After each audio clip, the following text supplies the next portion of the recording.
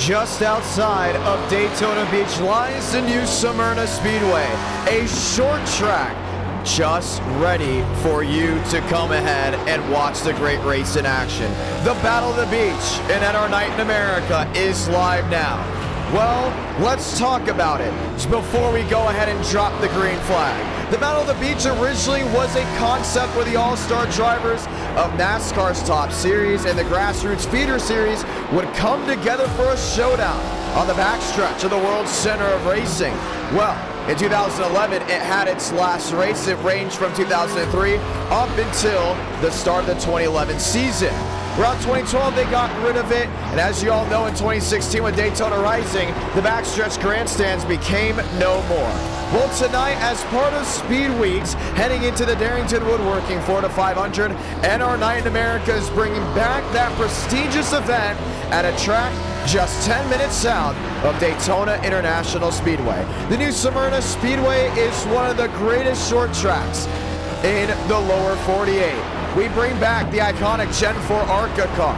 We bring in NR's best, and in just 3 minutes time, we will start qualifying to see where everyone lines up as we get ready to go green. Ladies and gentlemen, welcome to the 2024 Battle at the Beach at the new Smyrna Speedway. My name's Ramos, the voice of NR, atop the pit box, should we say, or atop in the booth in Nashville, Tennessee. We're going to bring it back to me just for the time being.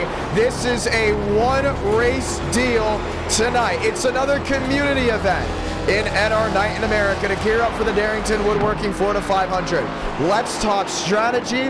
Let's talk how it's all going to work and how everything will line up. Pretty simple. 3 heats here tonight. Heat 1, Heat 2, Heat 3, almost like what we had at the Clash.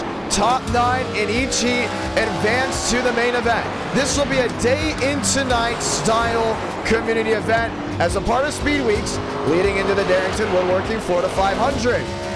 After the top 9 lock in to the main event, all the other drivers that did not lock in will then go into an LCQ, where the driver who wins the LCQ makes the Battle of the Beach. It's 50 laps in Heat 1, 50 laps in Heat 2, 50 laps in Heat 3, and with 2 minutes left, there are still 10 spots available. If you want to race tonight, look up my last name, Ramos, under iRacing's hosted sessions and type in the password IDK if you want to go ahead and race. Well, what does that mean? Well, we're allowing 51 drivers to come on in. Now, New Smyrna doesn't always see the highest card count when we do it as a race 3 or race 4. It's usually one of the grassroots races that we get to that are kind of like the nice callback to what I do in person and what really started NASCAR Night in America's quest towards where it is now. New Smyrna Speedway has already seen now 42 drivers enter, and if that's the case, we will see a smaller field for the heats in the LCQ, but we'll still see 28 drivers take the green flag in the main event.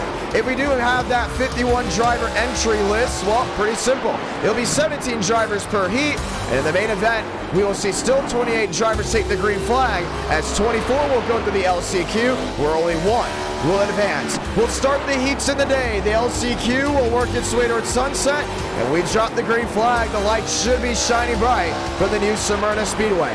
The last roar before the Florida 500. The last race of Speed Weeks before our prestigious event. Let's head trackside with just 1 minute left, and let's start talking and taking a look at all the drivers that plan on racing tonight. Aiden Walker sits top of the board now. I do want to point out, just for the time being, this was a quick thing that we planned on doing. There was not a lot of push on marketing for this event because originally it was not going to happen.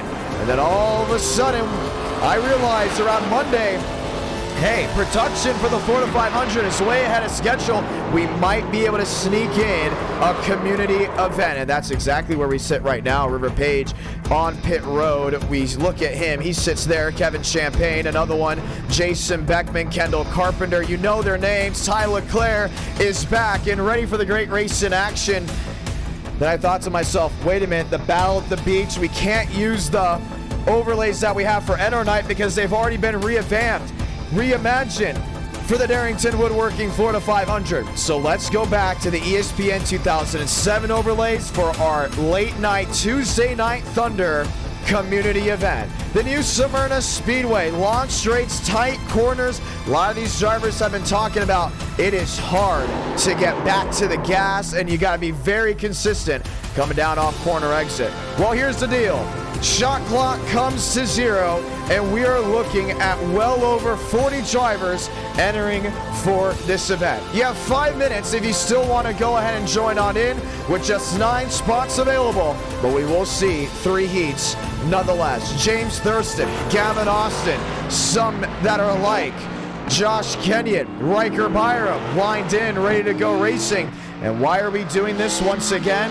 For some drivers, this is their last attempt to get any type of racing in before their Darrington Woodworking Florida 500, where after that event, we won't see an NR Night live stream until the following Tuesday, not the Tuesday after the Darrington Woodworking Florida 500, but the Tuesday following the Daytona 500. Why is that? I will be in attendance the entire weekend. But expect the video, ladies and gentlemen, to come out. Would you like to see another NR Night in America highlight video like the one you saw in December? 300 likes, will make sure it's out the Tuesday after the Darrington Woodworking Florida 500. Then we got to ask you all, do you want more events like this? Grassroots community events leading up to a main e-ticket event, kind of like what SRX did with Thursday Night Thunder? We want it. We're excited for it. But it all comes down to you, the viewers, if you want to see some more of it. Let's get ready to go green, rolling around. Kendall Carpenter there in that 33 machine. Now, this is a hosted session, so the iRacing number for some may not line up to the number you see on the cards. This is the Arca Gen-4, a lower horsepower stock car compared to the Gen-4 you now see. This was also the horsepower that we ran in most Gen-4 events before we went to the USA 500. The last time we did an e-ticket with this Gen-4 stock car, Garage Guys $4.99. Remember how good of a race that was? How exciting it was? Well, I'll tell you what. We're excited to see what we get tonight. Chad Thornquist sits 10th on the board. You look all the way down. Thomas Gratton 34th. Johnny Johnson 33rd. Kari Moore back to 32nd. Cooper Glick 31st. He rolls across the line now back to 33rd. Vincent Gucci, William Schmidt now up to 7th. Alex Anderson, James Thurston. Thurston now puts his way across the line. Page to 5th. Thurston to 6th. And there's a lot of iconic paint schemes here tonight.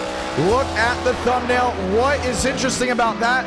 That number 4 machine is actually Kyle Larson. The scheme he raced in the Arca Menard Series. That number 20 machine, that Krispy Kreme car that you all know and love, well, guess what? That was Greg Golding's machine that there's actually a die-cast for. It's one of the rarest die-casts out there, if I'm not mistaken, going well over $300 on eBay. You just saw Michael Mitchum, they're the number 9 machine. That's a throwback to Chase Elliott's Arca ride. You see the number 32 here, Chad Thornquist. Well, always rolling well and going out there for another qualifying lap, but there are other drivers out there that you must take a look at because they're doing a nice homage to drivers of the past. How about James Thurston? Anybody know who LW Wright is? Well, Thurston's running his scheme here tonight in that 34.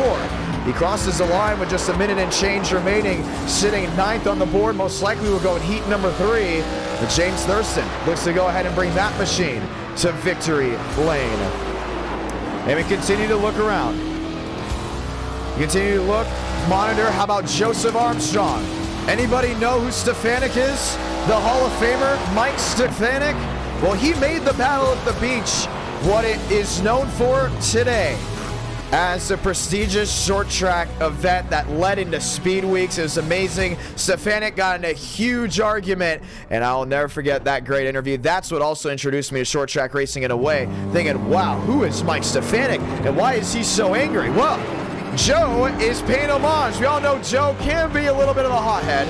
We know Joe can be very aggressive, very bold, but he is well known. And he always preaches respect. Armstrong rolling his way back around turns 3 and 4. And that's Stefanik 22. Does Joe go to victory lane in the Battle at the Beach? Now, as you all know, the Battle at the Beach, once again, as previously mentioned, was a race on the backstretch at the World Center of Racing. It has moved to New Smyrna. We have Daytona in the name of the title as the Daytona Battle at the Beach because New Smyrna Speedway is just 10 minutes away, a couple blocks down south from the World Center of Racing. and it holds grassroots racing. The World Series of Asphalt will be a part of Speed Weeks this year. And we'll see the super late models, the pro late models. We'll even see modified racing. So we thought, okay, it's close to Daytona. We know we can get a lot of drivers in, including a last-ditch effort moment to possibly race tonight. And all of a sudden we said, let's just bring back this prestigious event. Another big note, ladies and gentlemen, iRacing actually has a scan for the Battle at the Beach. It was never released. Guess what? Heat 1 is here, and Joseph Armstrong will be bringing us front row view as 14 drivers will take the green flag in Heat 1, 14 drivers in Heat 2, with 14 drivers in Heat 3. The top 9 advance, a 50-lap race, and it's going to be an absolute blast. Ladies and gentlemen, let's get ready to go green. And at the top of your screen, you will be able to see where they all start. Joseph Armstrong lined up with what they're saying will be Champagne. I don't believe that is true. It should be Chad Thornquist that is lining up inside, outside. Champagne may not be in this heat. Thornquist, Walker. Oh, this is actually not right at all. Walker also not in this heat. So let's go ahead and try that again. Top of your screen here. Should be able to go ahead and see who will be where when we go green. Oh, they're not giving that to us either, so let's just say it off. Ash Ridge, Johnny Johnson, Joseph Gendron, David Joyner, Josh Kenyon, Jordan Herring, Damian Vega, Lane Sanders, Vincent Cortez, William Schmidt, River Page, Gavin Austin, Chad Thornquist, and Joseph Armstrong make up Heat 1 as we get ready to go green flag racing. We get the one to go this time by. Let's go ahead and say it. Godspeed, drivers. You are go for throttle up. Heat 1 of 3, that's in the duels. Or should we say Heat 1 of 3, that's in the Battle at the Beach. Toyota line up row number 1. Ford, Toyota back to row number 2. As they'll come down off 3 and 4 and take the green flag for the first time tonight. Pace car ready to make that hard left, and it's time. More community events like this showcasing grassroots racing. I'm all for it. How about you? Let's do it. Let's light the fuse in Heat 1.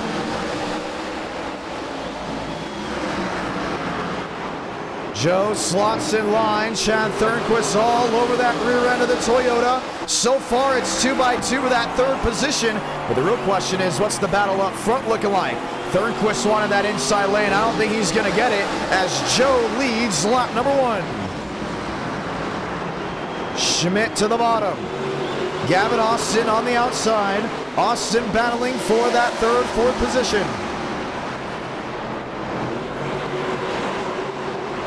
Vincent Cortez, Damian Vega, Josh Kenyon, you see them racing towards the back with Lane Sanders in that 8 machine.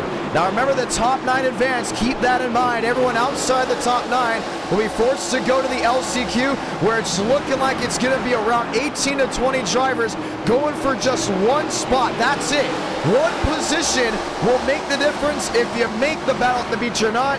And then you got 200 laps of green flag racing. Chad Thornquist is just all over the back end of that 20 machine.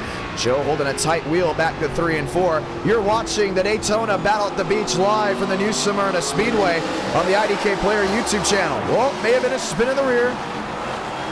Johnson in 9th.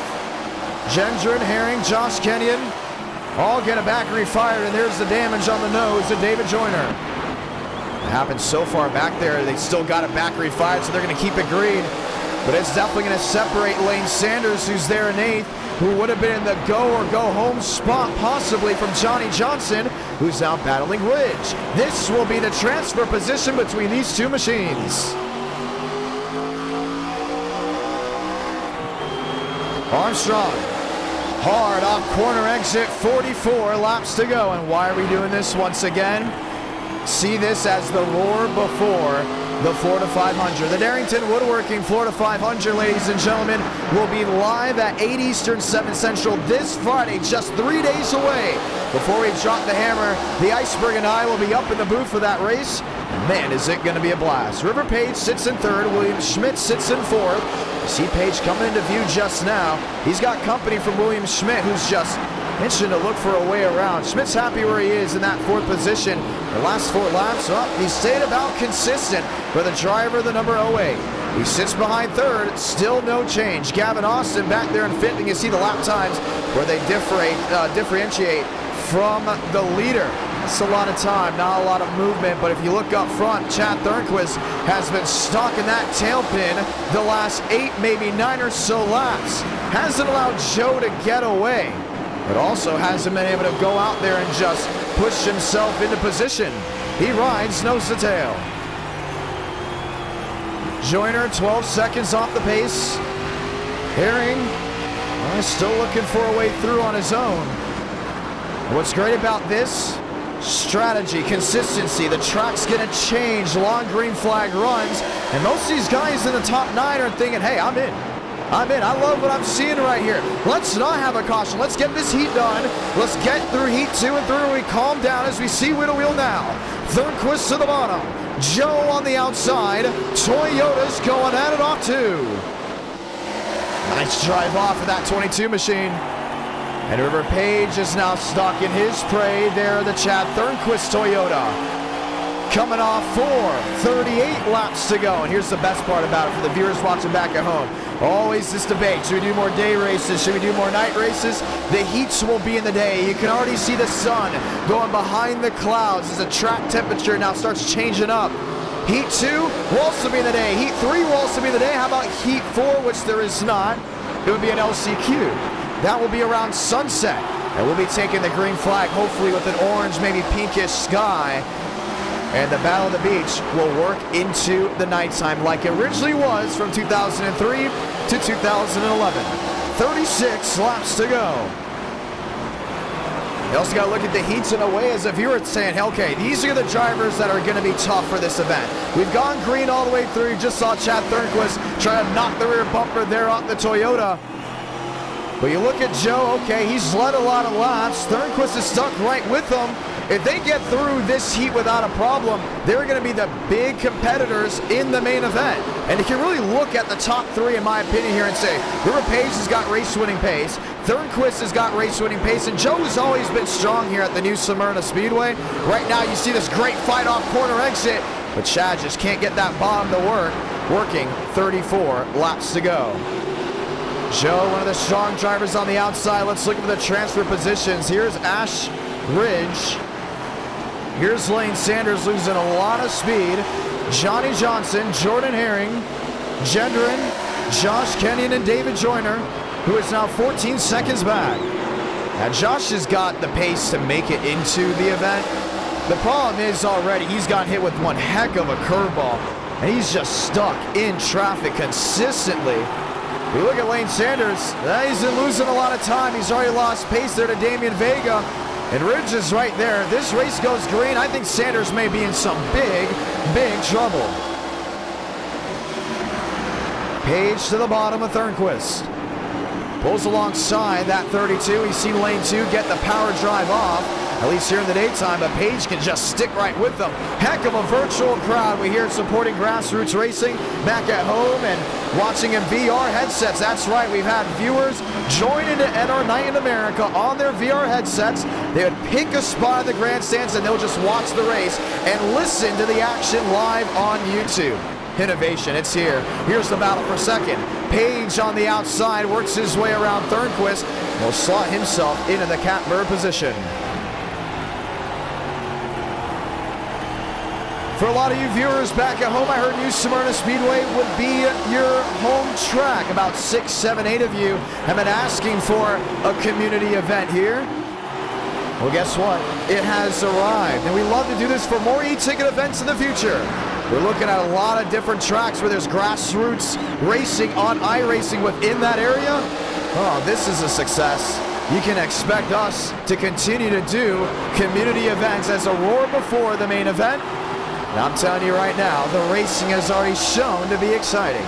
Page in second now, puts Thornquist in third, but William Schmidt has been hot on the tail of that 32, looking to the outside off 4. How about it? Give it top 6 under a second of each other. and Damian Vega second and change away. Page is loving that outside lane. Very multi-groove-esque type of racing. And we already had trouble there for Johnny Johnson. You see the damage there on that 33 machine. He went around, but we do stay green. Josh Kenyon got through. Here's Jordan Herring. Here's Gendron, Joyner, and others. But Lane Sanders has lost time and pace. Ridge is closing on in with 26, now 25 to go. And Johnson will go ahead and put her on pit road. It looks like to be calling it a day there in the Jimmy Johns, number 33. Page in second. Under heavy fire there from the Chad Thornquist 32. And Chad's just going to be really slick with it every chance he gets. He's going to pull right to the bottom of them. We know that second lane is great for the drive off, but if you can contest wheel to wheel, you can open the door for a mistake on the driver on that outside lane. You may have it top side rolling off corner exit, but you're not going to have it on entry through the center. Continue to watch on as Chad Thornquist trying to force Page into a mistake, disrupts fenders, laying on each other, coming down off two. And allows Joseph Armstrong to sneak away to about a half a second lead. Page up the track, tries to drive off, but will give up that second position. Oh, actually just caught the outside wall. And now there's William Schmidt, hot on the tail. 22 to go.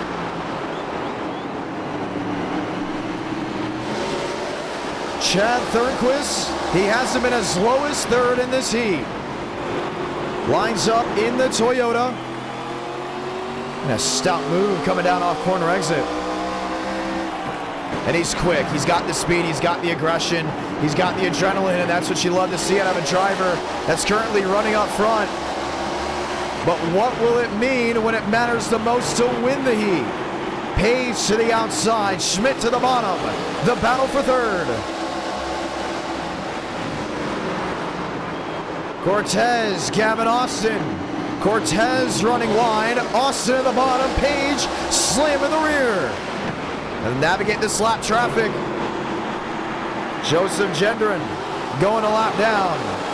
Page, Schmidt laying on each other, coming off two. Schmidt back to the bottom. Oh, not going to be able to clear. And look at some of these drivers. They all have a different approach to the driving style. Thornquist wants to go for the lead, runs around that outside. Battle for the top spot. Thornquist will have the advantage off exit, but Joe rose to center well, and he's going to lock in the top spot once again with 17 to go. We love talking about how important it is to get that runoff exit, but your roll to the center is just so important. Thornquist inside, Joe outside. Drag race to the line, give it to Armstrong. Still wheel to wheel. Thornquist, the game of inches to the quarter panel, but doesn't have that drive off exit. 15 laps to go this time by. You are watching heat 1 of 3 in the battle at the beach at the new Smyrna Speedway. Page goes to third. What's it like going on in the back? This is going to be big. Lane Sanders, Ash Ridge. Ridge lined up. Now they're in that 9th position because of an issue. Puts Kenyon in 10th. This would be the transfer as Ash Ridge looks to go ahead and lock himself into position. Thornquist there in second to the rear. He's got to watch out. River Page navigates Jordan Herring. Schmidt to the bottom. Pulls alongside the fellow Toyota. Now TRD came to play here in Heat 1. A lot of manufacturers looking to make the event. Nobody wants to go to the LCQ. That's an extra 50 laps, and the only way you make the main event is if you win it. Chad back to the bottom. He's been playing with Joe all race long. This 50-lap heat has shown to be quite the excursion for the top two. Page under fire from Schmidt. That's third and fourth. But you still have Cortez, Gavin Austin, Damian Vega, Lane Sanders, who's in as of now, but doesn't want to see a wreck, and Josh Kenyon. Look at the damage there on that 27. 6 on the board, 11 laps to go. Chad loose off exit. Powers off into 3 and 4. And we did testing late yesterday, maybe early morning hours of today. I'm talking midnight, 12:30, 1 o'clock.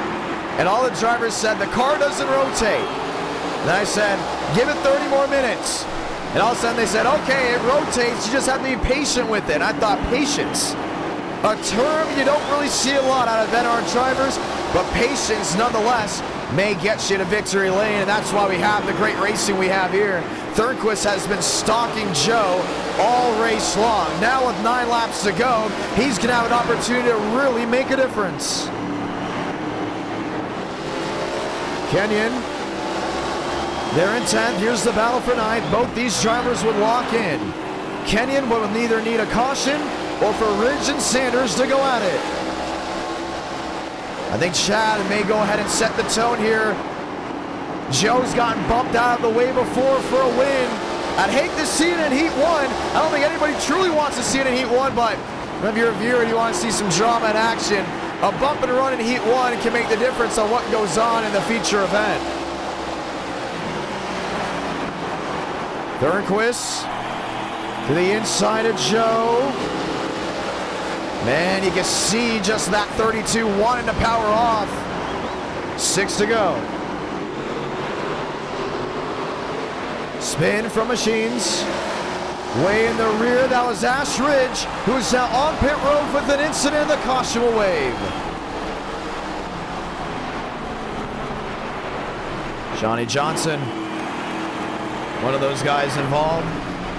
There's too many incidents on track not to throw a yellow at some point. And you can see the damage there on the 88. We'll most likely not see victory lane, but what was going to be a caution-free heat will have a late race restart. And I'm telling you, David Joyner is thanking his lucky stars, because that's what he needed to see. But this is going to bring pit road wide open. Let's go see what happened here at the driver of the 88. He pulled alongside Lane Sanders.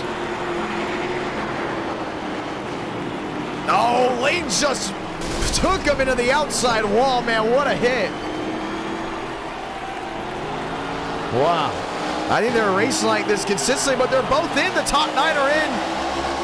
Originally, this was going to be the last move of the transfer spot. I think that 88 came up, though. Lane wasn't giving him a lot of room. You see Sanders, all the nose damage there on that 8 machine. And Josh Kenny was hauling. He was going to catch that 8 machine because Lane had no turn in that car. Watch it once again. And you see Sanders just struggling through center. He's struggling off X. He's struggling just everywhere. Right here, once again, makes a difference. See Asher really applies that pressure. Gets on the apron, comes back up the track. This is a lap before. And once again, someone's got to come over the radio and say, hey, you're both in. You're in. Let's just go green. Let's get Heat 1 done so we can calm down and say, okay, we made the main event. And we can sit back, watch Heat 2, 3 in the LCQ. It's almost like being the first to present in a school project. Nobody really wants to present first. But if you do well, you get to sit back and just watch everyone else do what they have to do. And you see Sanders, not a lot of room left on both of them. And the damage is, oh man, it's bad. It's pretty bad on the right side of that 8 machine. I was going to say it was salvageable, but it does not look like that. Chad Thornquist won the race off pit road. River Page, Cortez, Gavin Austin, Damian Vega, and others have lined up as we get ready to see the one to go. So we'll have 2 laps to get it done in heat number 1. Ladies and gentlemen, you're watching the Battle of the Beach here at the new Smyrna Speedway, just 10 minutes away from Daytona International Speedway, as this community event has already seemed to be very popular with the viewers down below. What do you all think of it? And who do you think's going to win this great event? Toyota row 1, Chevy Ford row number 2. A 2-lap dash to see who the top 9 get in are. Crowd back on their feet. 10 drivers going for 9 spots. Thornquist on the bottom. Page on the outside. 2 to go. Spin Damian Vega.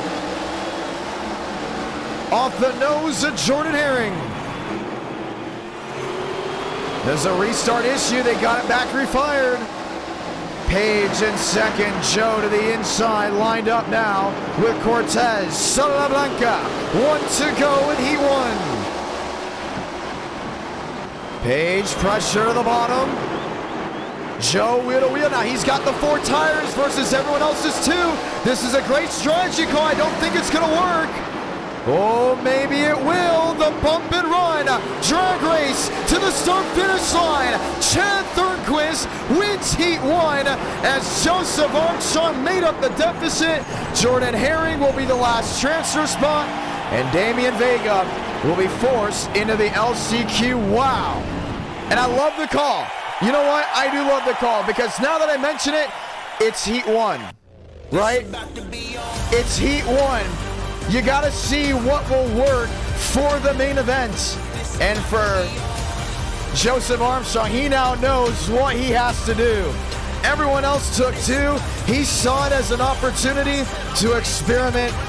And maybe so did Chad Thornquist. He saw the 2 tires as an experiment. The heats are so important for short track events like this. It gives you the opportunity to experiment and try new things. I'm telling you right now, they're going to take their time now after Heat 1 is done. They're going to head into Heat 2, sit back, relax in the grandstands. They're going to watch what goes on for the rest of this race. They're going to say, okay, now that we have the time, we've gotten our way through, we're not going to the LCQ. What do we have to do to now win the main event?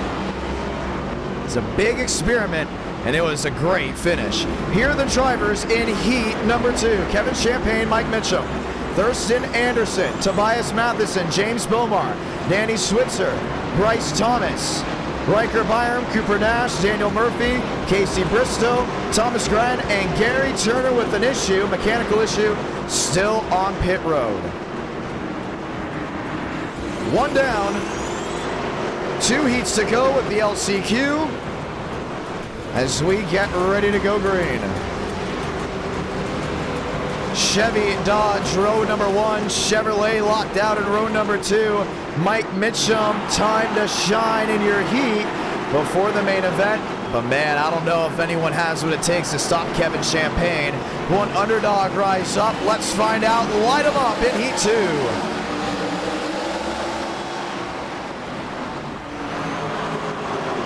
Mitchum off the outside lane, wanted to power off, won't get it off Champagne, as KC will hold on back to 3 and 4.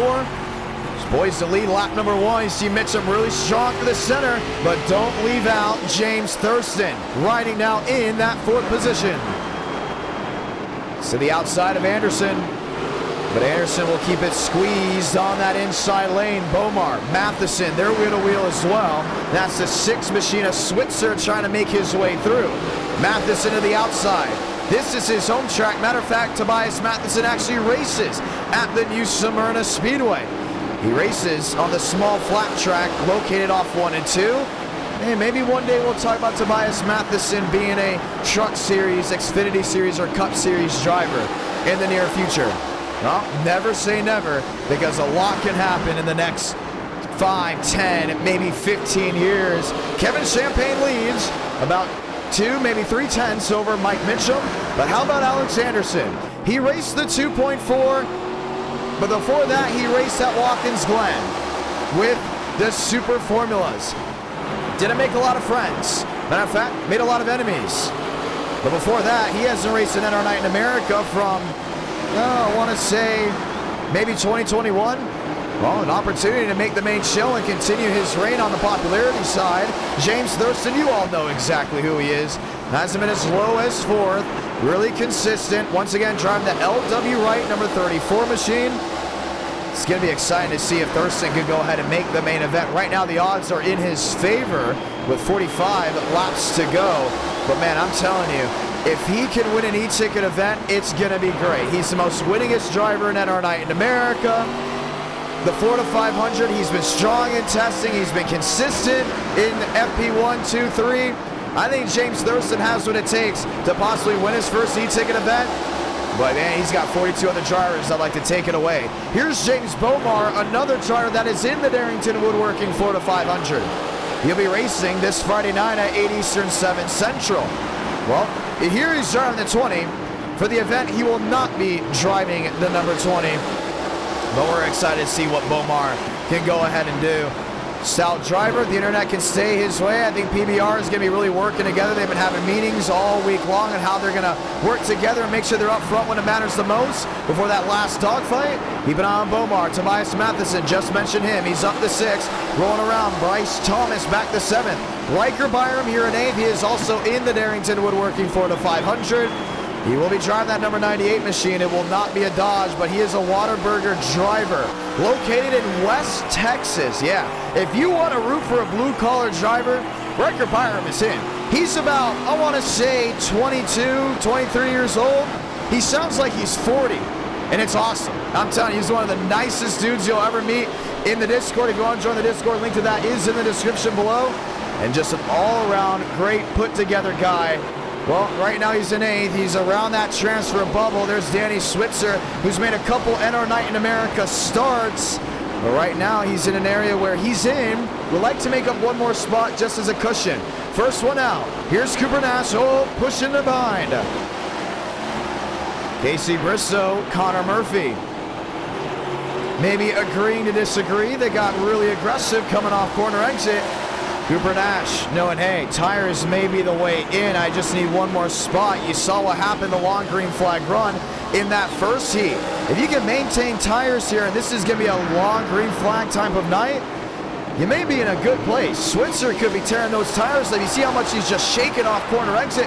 Riker Byram's really in that same position, but it's because this track is all about one thing, ladies and gentlemen, consistency and being strong. Here's the battle for 3rd. Anderson on the outside there of James Thurston. The old switch up, and James Thurston will find his way into that 3rd position. I like this top 3 right here. I'm going to talk about it in every heat. The drivers, I believe, had the best shot at winning the main event. One stop to the bottom. Thomas Grattan went around all on his own, will not get a caution for it. Needs to get that machinery fired, or he will be escorted out of the facility. Blinking issue, Kevin Champagne. We talked about mechanical issues. They're not just all about what you see here. Internet could be the big change. If he doesn't move that machine, we'll be forced to throw the yellow. And he will be taken out of the race. Thomas Grattan now leaving the facility. So we will not see the caution. We will keep it green. Once again, ladies and gentlemen, this e-ticket event on Friday is for money. That's right. $100 to the winner. And it's going to be a lot of fun, an e-ticket event. You always want to win an e-ticket event. Winning one, magical. Winning more than one, you got something. Winning 3, never been done before. Could happen this Friday night. Heat 2, it's on. Top 3 still well under a second of each other. As they continue to work their way back to 1 and 2. 32 laps to go. You're watching the Daytona Battle at the Beach at the new Smyrna Speedway. My name's Jonathan Ramos, the voice of NR, and I do call short track racing around the United States. A couple times I could have gone to the new Smyrna Speedway and called the great race in action. Sadly, those plans did fall through. Hopefully, the opportunities do come again in the future because this track is amazing. I do call races at the National Fairgrounds Speedway. Just went up the road of New Smyrna to call racing with Speedfest at Watermelon Capital Speedway, now called Cordele Motor Speedway. I've been up to Winchester to call races, been all around in Salem Speedway. Grassroots racing is fantastic, and the more we can showcase it on the sim side, I believe the better. 42 drivers entered, 28 will take the green flag in the main event, 30, now 29 to go here in Heat 2. Mitchum in second. He's poised to find a way around that 9 machine. He's pulled to the back end multiple times. Look at this. James Thurston pulls the multi-groove strategy of running wide, but it won't work whatsoever off corner exit. He's going to go ahead and drop back just half a click. Nothing crazy. He's still back there in that 3rd spot. Well, Mitchum has been able to hang tough here with Kevin Champagne in Heat 2. He's not allowed that 9 machine really to get away. Mitchum driving Chase Elliott's throwback. A throwback to his Arca days, and you'll see a lot of drivers running Arca paint schemes in this event. Why is that? Well, a lot of those paint schemes also ran in the then K&N Pro Series. And once again, the K&N Pro Series had their racing at the Battle at the Beach on the Daytona backstretch. So some drivers said, hey, let's just play into the theme. Dodge Chevy with a Chevrolet back in third, James Thurston. Alex Anderson, oh, trouble in the rear. One up and into the outside wall, Tobias Matheson. Slam the right side, no change. Switzer, Byram, that's the battle for 8th and 9th. Daniel Murphy for 10th. Casey Bristow for 11th. Now they've really spread out here in Heat 2. Halfway through this race, Mitchum to the bottom of Champagne, wanted the spot, he's not going to get it.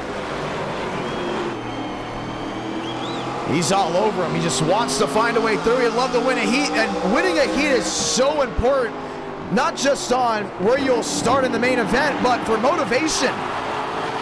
You know, you get excited when you can go out there and win a heat. You see Anderson really losing off corner exit.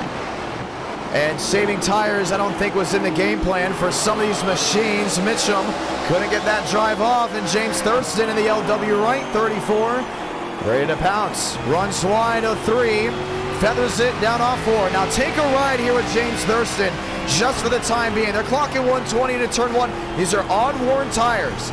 Unlike USA International, Nashville, Myrtle Beach, all these short tracks usually go to an NR night in America, you got to be patient, overly patient through the center of the corner. At USA, you're marking to get back on the gas. It's really about where this new Smyrna sign would be. But you can see they're not getting back to the gas hard until maybe the turn 2 sign. Well, that just shows how this track's character plays into the patience game more than anything. If you're a driver and you have the idea of, hey, 21 to go, 20 to go, let's wait it out. Let's wait it out. Let's see what it works. You could find yourself in position to make the big time move. Here's Daniel Murphy. Battling back with Bistro. Cooper Nash. Back in that 12th position. Alex Anderson. Back in 6th. And oh boy, he's losing that rear end. Has company from Bryce Thomas on the bottom. Thomas has not made a main event at NR Night in America in what seems like a while. This is his opportunity to get into the top 9 and lock in and not have to go into that LCQ. Battle for the lead at 19 to go. And we want to say thank you to everyone that's tuned on in. Thank you to everyone that has super chat, not just tonight, but over the years and over the last coming weeks. Really helps this channel out a lot, including the brand new members. Man, the members have been exciting. Well over 130 as we hope to paint that live chat green come Friday night with the Darrington Woodworking Florida 500. Thomas Grattan dropped the $1 super chat here tonight. So thankful for that. And if you want to see a video next Tuesday on the highlights of NR Night in America, maybe off of Daytona and even here, feel free to drop a like. 300 likes is for sure happening next Tuesday. Kevin Champagne continues to lead, but that top 3 have not been able to get away from each other. Mitchum has been stalking his prey all race long. His big issue is been passing him. He runs to the bottom. He runs nose to tail. He still has Thurston looking in that mirror, but now that machine starts to get farther and farther away. Does Mitchum use the bumper on a blinking Champagne? Usually that would be an L1 penalty if you're blinking. And that's something you do not want in a duel at all, or should be saving a heat. An L1 penalty here is just a shot in the ribs, and you're forced to go into the LCQ. Champagne hoping to just limp it home on the internet side with 14 coming to 13 to go. Once again, Kevin Champagne will be in this Friday's Darrington Woodworking Florida 500 with the internet issue. I think it needs to be fixed before then, no doubt about it. Mitchum, back end, running on board. To the inside, pulls alongside the fellow 9 machine. Dodge Chevrolet drag race coming off for 12 laps to go. Oh, got into him through 1 and 2. Champagne powers around the outside. This allows Thurston to close on in. He's getting right to the back end of that Chevrolet. Mitchum, maybe another shot. 11 to go in Heat 2. He's got the speed to find a way around the 9, and that's going to be a big wake-up call. If Mike Mitchum can overtake Kevin Champagne, oh, that's going to be a headliner heading into the main event. But Champagne has that second lane dialed in. He's just able to drive off of it so well, it keeps Mitchum pinned on the bottom. Can Thurston make a last-ditch move? Also a battle for fourth. Beaumont, Matheson, Thomas, Riker Byram in 7th, Anderson in 8th, Switzer in 9th, and then there's Casey Bristow, who may be forced to go into the LCQ. And you'd hate to dump a guy, then all of a sudden they miss the main event. That's something you got to look at. When Joe went to go move Thornquist into a 1, it wasn't enough to absolutely just take him out of contention. Champagne is there, holding on, mirror driving nonetheless. Mike Mitchum still looking for a way in. To the bottom. Way downstairs, not gonna get it. 7 to go.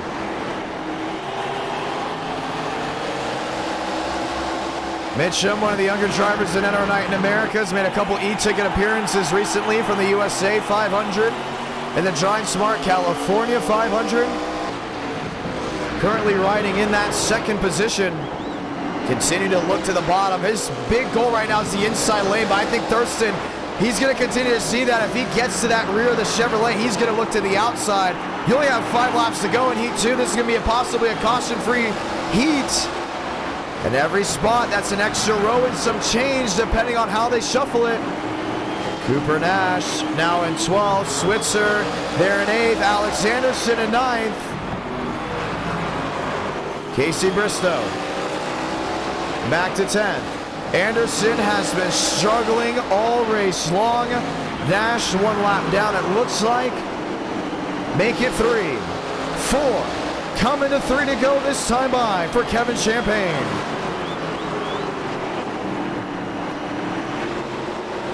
And Mitchum's been wanting a move off exit consistently. Now he's gotten into the outside wall. 3 to go. Lap traffic in front for Kevin Champagne. He's going to be a favorite nonetheless to win the Daytona Battle at the Beach at the new Smyrna Speedway. But winning a caution-free heat and being consistent will have him in one of the 3 top starting spots. Champagne off corner exit. We'll see the white flag this time by, with Mitchum now half a second back. Salamanca, 1 to go in heat number 2.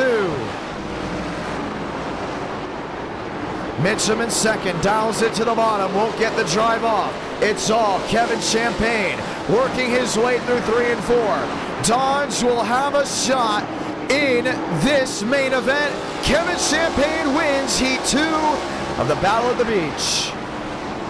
Mitchum second, Thurston third, Beaumont, Bryce Thomas, Matheson, Riker Byram, Danny Switzer, and Alex Anderson will be the 9 drivers advancing. Damian dropping that $5 super chat saying, need a last minute fill and let me know. Hope you well, bro. Thank you so much, Damien. He's talking about for the Darrington Woodworking Florida 500, and we'll keep everyone up to date on that. Guess what? 1 more heat left to go. This is it. Heat number 3.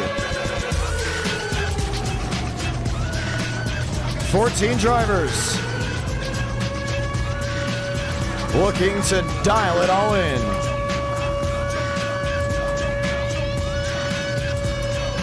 And then we have the LCQ, and then the Battle at the Beach, where 28 of NR's finest will line up for 200 laps. You guys loving this? I'm loving this. This is a lot of fun. Grassroots racing before a big e-ticket. This is what it's all about. Lined up, ready to go green. Heat number 3. Aiden Walker, Daniel Mosteller, Joey Beck, Ty Leclerc, he's back and ready to go green. Carpenter, Beckman, Champagne, Jack Jaggerman, Burns, Glick, Gula, Moore, Matthew Brower, and Kenneth Bileski. Matthew Brower, another one maybe with an issue. Will not be taking the green flag. Will most likely have to pit start. Lights on, top of the pace car. Let's go green in heat number 3.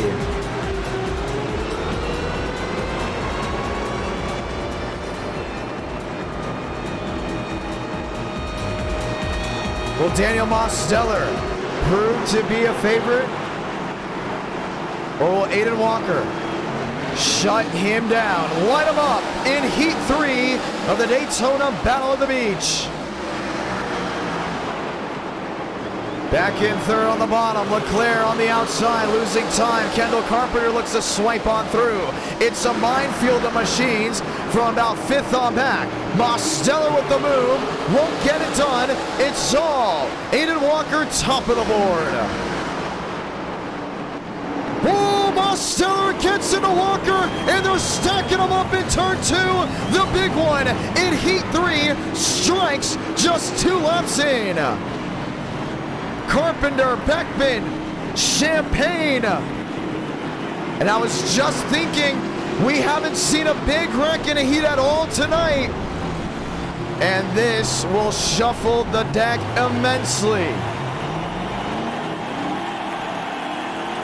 Oh, man.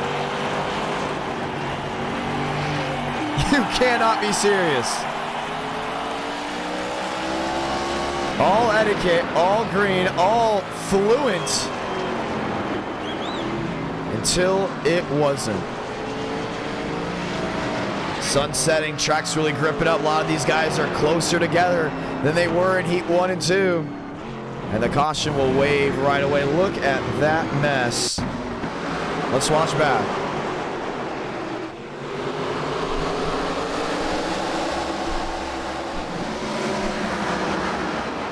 Walker on the bottom. Mose on the outside. He wanted to get the drive off. He very much did. Look at the momentum he just carried down to 1 and 2. Gets right in the back end. You see Aiden being very consistent on entry. And we talked about that. If you're going to do well here, you have to be smart in the corners. You don't want to overdrive it.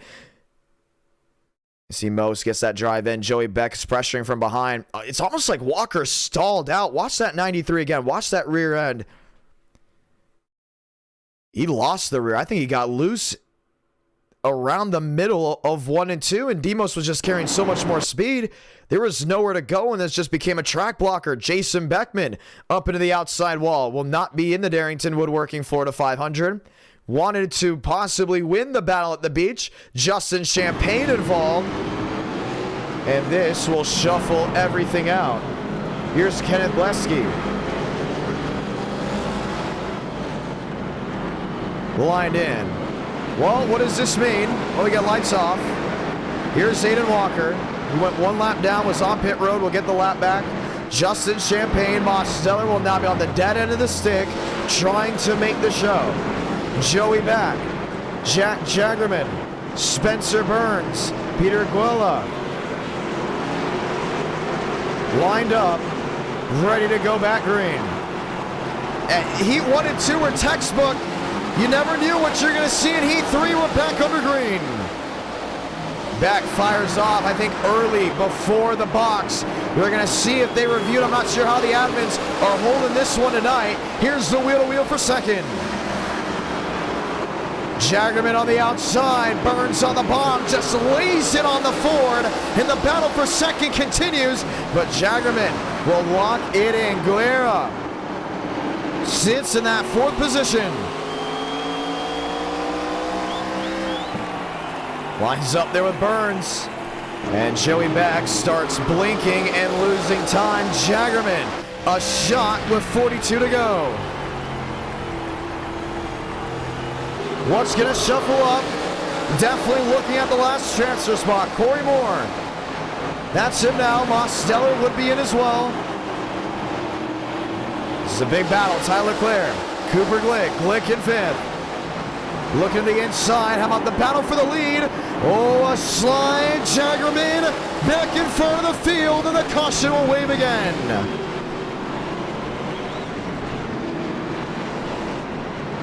He definitely had help. Heat 1 had 1 caution. Heat 2 went caution free. Heat 3, in just 10 laps, of now seeing the yellow flag displayed twice. And twice it has come from an incident up inside the top 3. Now, this is going to be the one where the gloves come off. No doubt about it. We have the LCQ right after this. I think a lot of these drivers are in panic mode right now because they do not know what's going to happen.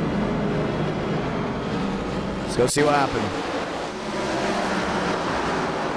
Spencer Burns there in the 01. Looks to the bottom. Oh, he didn't even make contact with him. The 27 just lost the rear end. And goes right around in the middle of the field. Watch it once more. This is on board with Burns.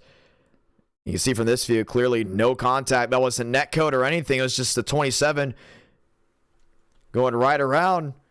And he tried to lock it down, but then when he gassed it up, that's where the big problem came in. And for Cooper Glick, one of the SKS drivers, is what he did not want to see. Now, here's the good news. All these drivers have a backup car for the LCQ. So we'll still see the machines we expect to see in the next race. They can take the same car. They can go ahead and change it up if they want. They can just bring out the backup. But right now you look at it, and this is a big win for Mosteller, who's now up to 3rd. Corey Moore, who's back to 4th. Cooper Glick is still in 5th with that damage. Cooper Glick making this event will be like Norm Benning getting in at Eldora, okay? Cooper is going to do everything he can. Arizona's finest, well, one of the Arizona drivers, him, Gavin Austin, and a couple others. But, you know, let's go ahead and rephrase that. Grand Canyon University's finest, GCU's finest, trying to get it done. He's back there in 5th. Carpenter in 6th, Beckman in 7th, Walker's in 8th. Blaski is in, Champagne is out, Guerrero is out, Joey Beck out, and Jaggerman is still on pit road, now 2 laps down. 36 laps to go in heat number 3. Spin in the back again, Cooper Glick. Involved with Hayden Walker, the caution will be displayed once again. I don't know what's going on. It's like that one meme with all the dragons, the first 2, you know, bold and mean, and the 3rd one has a goofy face. I mean, that's 3 cautions within 15 laps, and Hayden Walker's involved again.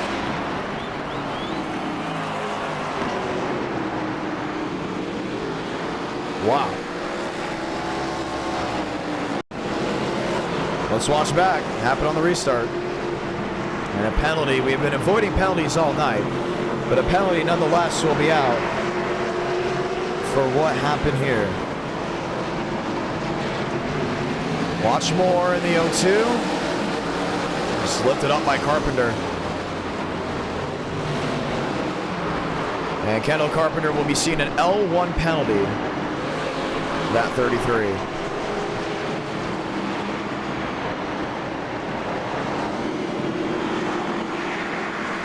So the caution displayed once more, and for Aiden Walker, he has to go back down pit road and has to get service on this machine.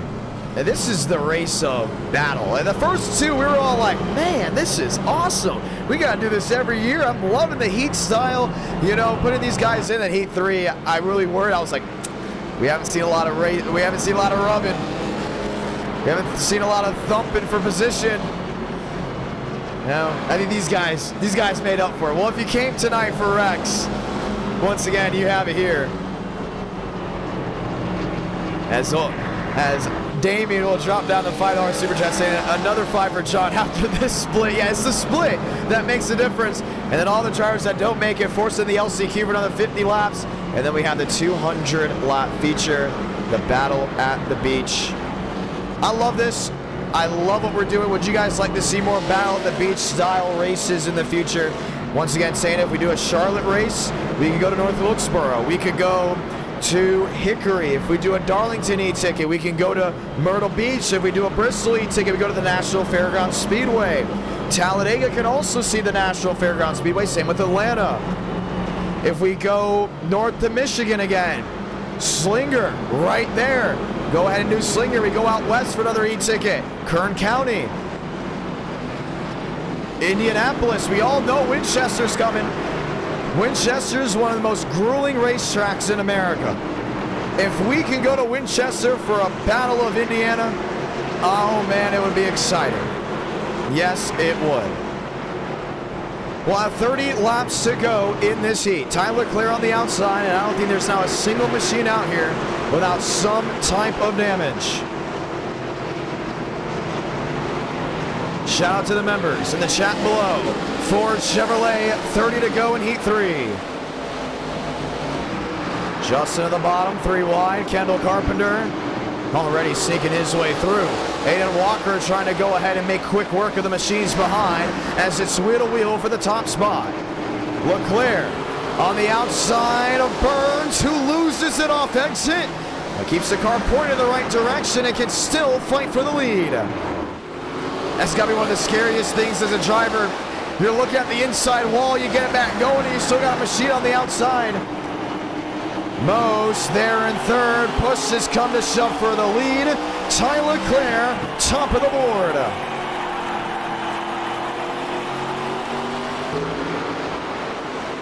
Shuffling the deck. Cooper Glick is in. He's there in 8th. Jason Beckman in 9th. Oh, not too happy here with the Peter machine in the 21. They continue to shuffle out. Battle for the lead. Justin Champagne to the outside of Mosteller.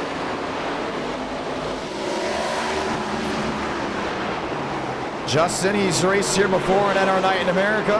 Was a part of one of those wild finishes way back in 2021 when New Smyrna first debuted in NR Night in America. Burns falls back to second. The short track phenom Tyler Leclerc will hold on to the lead as Jason Beckman, the driver from California, will work his way. Nope, originally was going to go on pit road. Not the case. He will stay on the racing surface, but multiple laps down.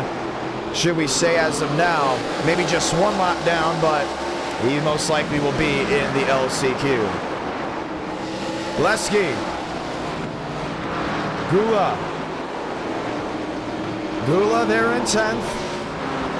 Looking for a big opportunity to make the show. Just one more spot in front of him will be the transfer. Burns under fire. Justin Champagne, the lunge to turn 3, pulls alongside with a wheel and says thank you very much. Pop the bottles. Champagne in the catbird position. And can he hunt down Tyler Leclerc? This is a battle that we haven't seen since late 2021. Leclerc and Champagne, they've dueled in the past, and you can see that 9 machine is struggling through center. Champagne makes up time. Just under half a second between the 2 leaders.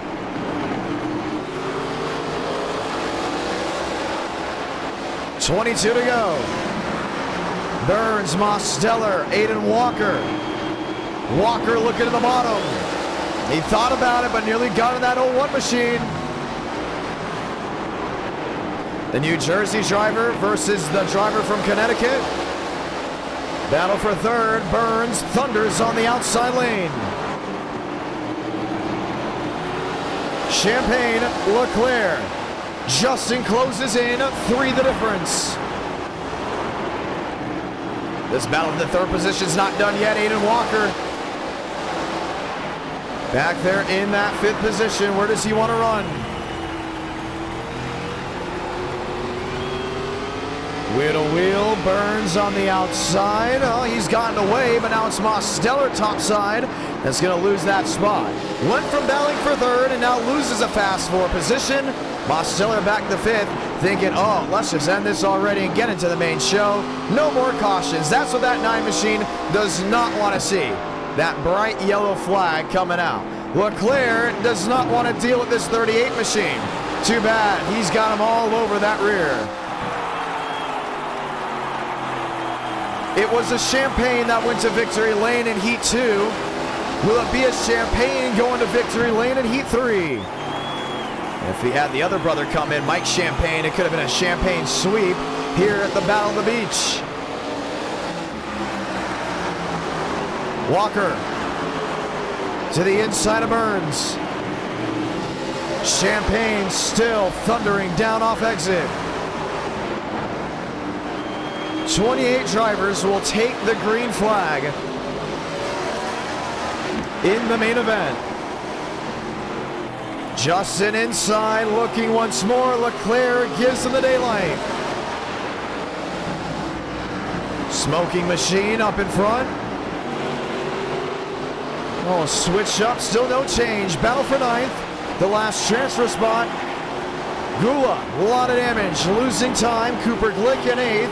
Thinking, hey, we've got the show in hand. 14 to go. Justin the bottom. Puts a shot to the side of the 9 machine. Just doored him, went right up to him.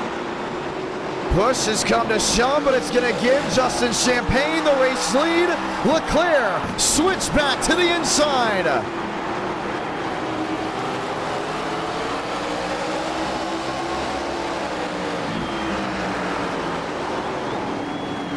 Last time Ty Leclerc went to victory lane, Martinsville, Virginia, a long time ago.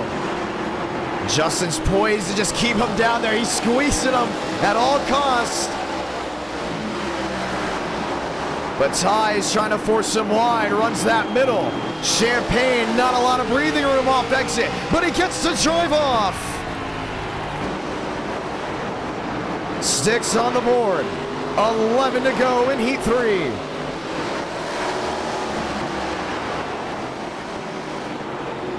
What a couple of weeks of speed weeks we have had in NR9 in America.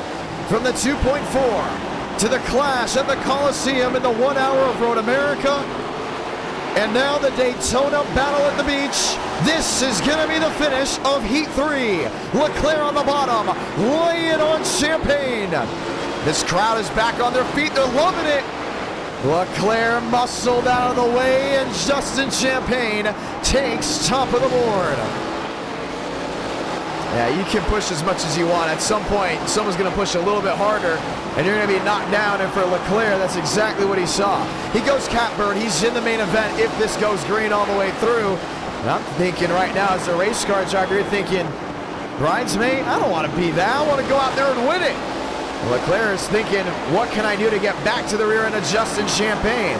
So from what we've seen in these 3 heats, these are the big drivers to look out for in the main event. Justin Champagne, Kevin Champagne, Mike Mitchum.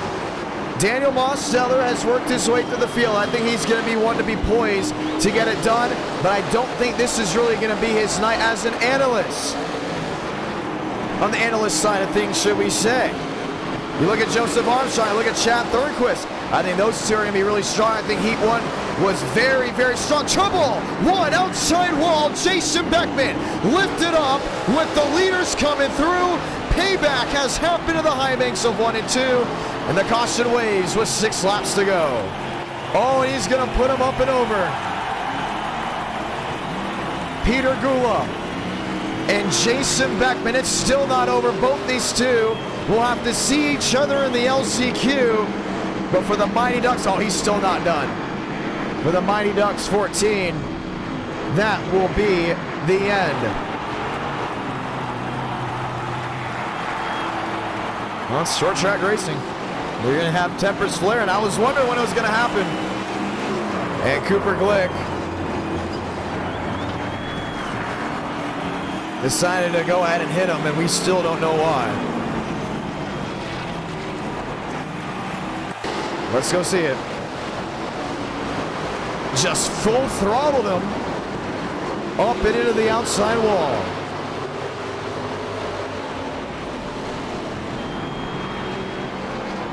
Yeah, that has everything of payback of something that we have not seen. Maybe go 30. Oh, he's been trying to wreck him for a while. I don't think Gula will be even in the event. Including after that, you just saw it there. The leader's coming around. And Gula may be taken out of the Battle of the Beach just for that. We will have overtime to end heat number 3. Champagne, Leclerc. Why did Cooper do that? Did Cooper just put himself in position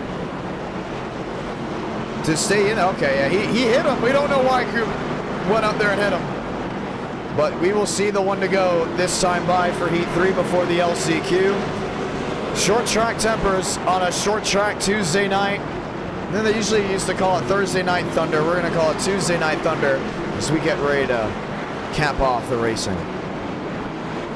Heat 1, class, 1 caution, pushing and shoving aside here and there. Heat 2, consistency, not a single caution. Heat 3, gloves are off. It'll be an L5 for Gula, nonetheless. We do not expect to see him in the LCQ. Champagne, Leclerc, Glick, Walker, 2 to go here in heat 3.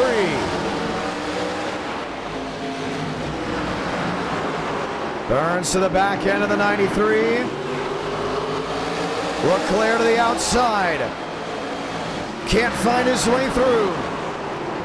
How bold do you get with 1 lap to go? Smyrna Blanca here in heat 3. Champagne in the middle.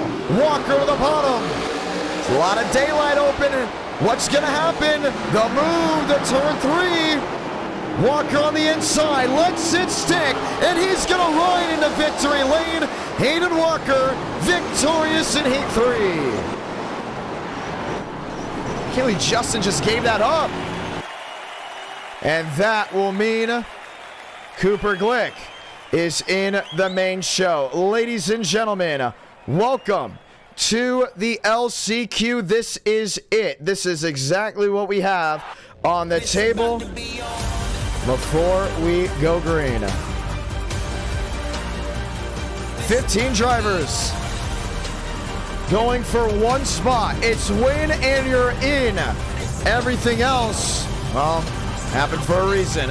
And then 28 drivers will take the green flag under the lights for the main event of the Daytona Battle at the Beach at the new Smyrna Speedway.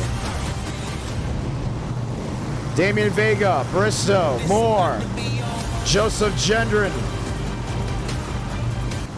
As we get ready to line them up. 15 drivers, 1 spot, 50 laps. Lane Sanders, Cooper Nash, Jason Beckman. And they will allow Peter Gula to race. Or maybe they will not. A lot of drivers have not even lined up for this race at all. I don't think some of them got the point that we have an LCQ. Brower, Turner, Jagerman, Grunin, Gula, Murphy, and Bristow, yes indeed, did not line up to take the green flag in the LCQ. So it will now be the final remaining machines going for just 1 spot. 50 laps. Let's go green. Last time at an LCQ for a community event, the winner of that LCQ won the main event. Will it happen again? Pace car ready to make that hard left onto pit road. Crowd back on their feet. 1 driver out of these remaining 15. Line them up in the LCQ. Sanders barreling in, running wide. Damian Vega scooting away. Corey Moore in second. And the Accord there of Jason Beckman has worked in the 3rd. Going for a slide, Cooper Nash. Out of harm's way, no issue. Beckman, Moore, Ridge to the bottom.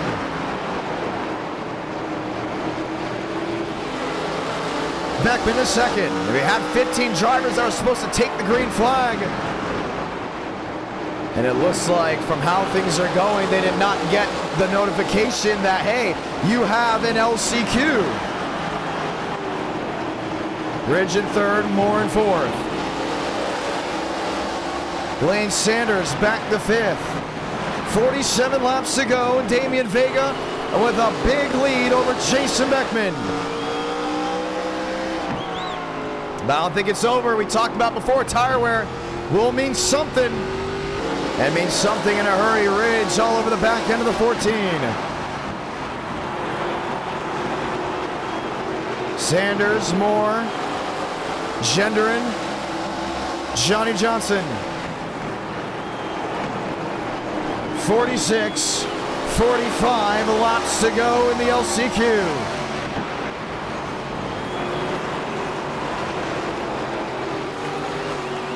We're just right to that rear end. The sun is setting. This track is definitely formed in well for Beckman. He's making up time here to Damian Vega.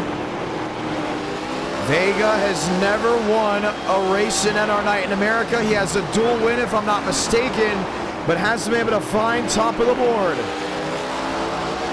Beckman in 2nd, Ridge in 3rd, Sanders in 4th. Johnson, Gendron, 44 to go. Beckman's got to lock in right here. I mean, anything short of a feature appearance has got to be an absolute loss for this driver out of California. He just got put in the wall and lost the nose of his Honda Accord. Ridge to the bottom, wheel to wheel.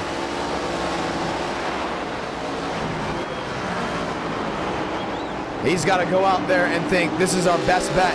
We should have got in through the heats. We should not be in this position. Vega has not been able to open the lead up to about a 1.5 seconds. No drive off exit. Yeah, he's just throwing it on in there. We talked about it before with this car track combo. One thing and one thing only. Consistency. No, should we say 2 things? Consistency and patience. The way these drivers 2nd and 3rd are driving, there's no patience out of any of these machines. You can just see how they're just fighting it off exit. They're fighting the car. They're getting back to the gas around the new Smyrna side. They got to be getting back to the gas around the turn 2 paint. I just do not like the racing style right here. He's got to think about backing it up because he should be able to go up there and compete with Damian Vega. The fact that Vega's been able to pull away by this much, I think it's just absolutely wild. And you can see Ridge is tired of waiting in line as he looks to the inside here of Beckman. The LCQ, this is when it's always going to turn him more sideways. Holds on to it, and Beckman goes in a 2nd. That's not going to be popular. 38 laps to go.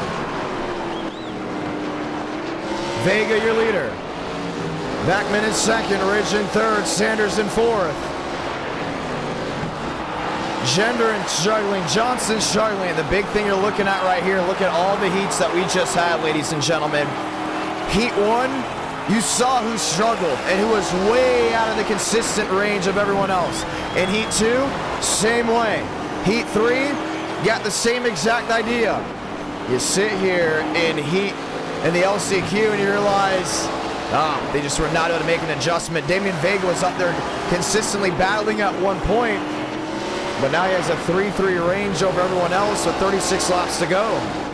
Well, if you want more grassroots community events before big e-ticket events, make sure you drop a like on this stream, ladies and gentlemen. Show your support because more looks to be in the future. Beckman drifting off exit. Sanders back and forth, and I feel right here for Lane Sanders. He's been in an e-ticket. I think he feels like if you would just had another restart, he probably would have had an opportunity. And yes, they're thinking, hey, 34 laps to go. He still has time. What are you talking about? You never know what's going to happen. That is very true.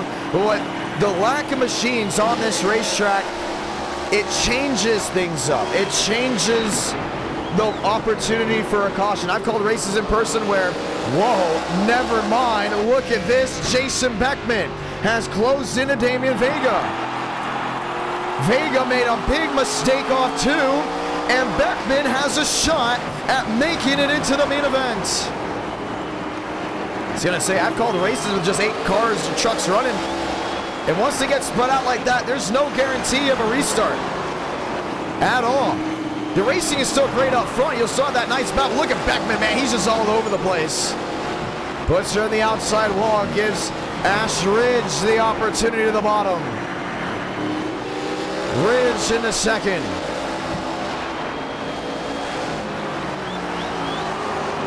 This is the LCQ you're watching right now. 30 to go. And after this, the main event, the sun will be setting at the new Smyrna Speedway. Just 10 minutes from the Daytona International Speedway, the World Center of Racing, where the first ever Battle at the Beach will take place in NR Night in America. Well, they have shown who deserves to be in or not. 29 laps to go. Ridge trying everything he can to close back in. It's now second and change and losing speed off exit. Vega trying to play it consistent with now 28 laps to go. Ford, Chevy, Honda, Lane Sanders. And I feel for Lane. This virtual crowd, it's all been packed in. Ridge again has been able to close in. Vega making way too many mistakes. Top three under a blanket, 27 to go. And remember, these are all the drivers that struggled in the heats. Mistakes are going to be very consistent, whether you're 2 seconds ahead, 3 seconds ahead, or just half a second. Ridge giving daylight to Beckman on the bottom. 26 laps to go. There's the Accord. No nose.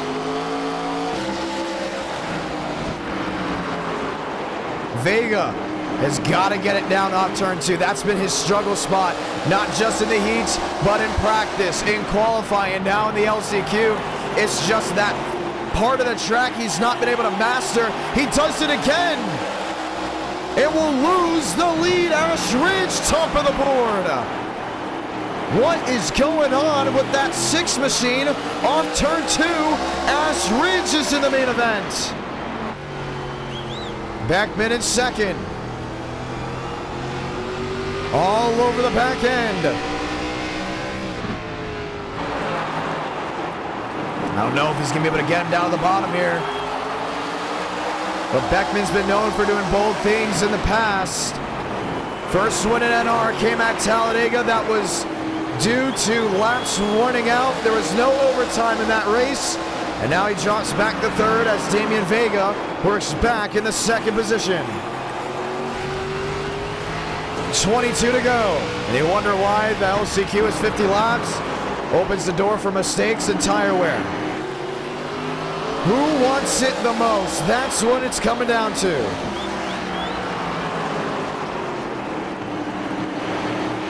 Ash Ridge, Damian Vega, Vega with a slide.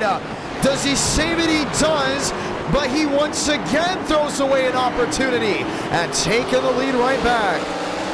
Oh man, if he throws away an LCQ win, it will be one of the biggest opportunities given up in NR Night in America. I mean, he had this thing locked. He could have put it in cruise control. 19 laps to go for the driver of the 88. Ash Ridge, Jason Beckman, Damian Vega. 19 to do it.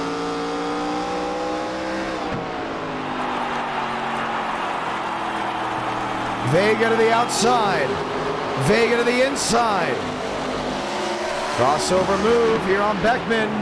Sanders 5 seconds back, hoping that these two get collected so we would have a restart. Vega sitting P3. Just trying everything he can for that drive off, spin in the rear. Corey Moore. Johnny Johnson, one of the drivers getting back on the racetrack. Not able to get it. 17 laps to go from New Smyrna. 3 drivers under a blanket. Sun setting. Beckman to the rear. He's got to worry about Vega though. Vega's just right on him. Top 3 nose to tail. Ridge. Drive off. Holds on. 4 to the inside of the Honda. Damian Vega wants it back. 15 to go in the LCQ. No, he's going to turn him. Jason Beckman up into the outside wall, and that's a big hit for the 14. But he holds on to third. Unbelievable. What is this? Hey, you won't be seeing this at all in the main event. These are drivers that have been struggling once again through practice and qualifying. And now Vega in position to go get Ash Ridge. 13 to go.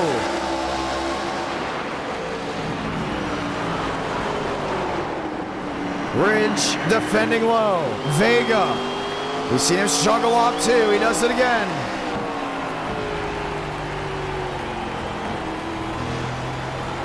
Consistent. You see that car just continues to snap on him, and that's what he does not like. Beckman with the next driver to go one lap down.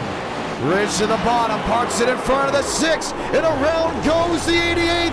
The caution will wave with 12 to go.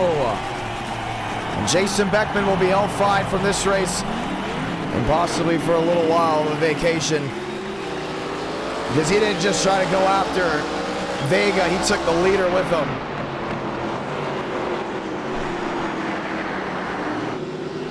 Unreal. And this gives Lane Sanders the opportunity.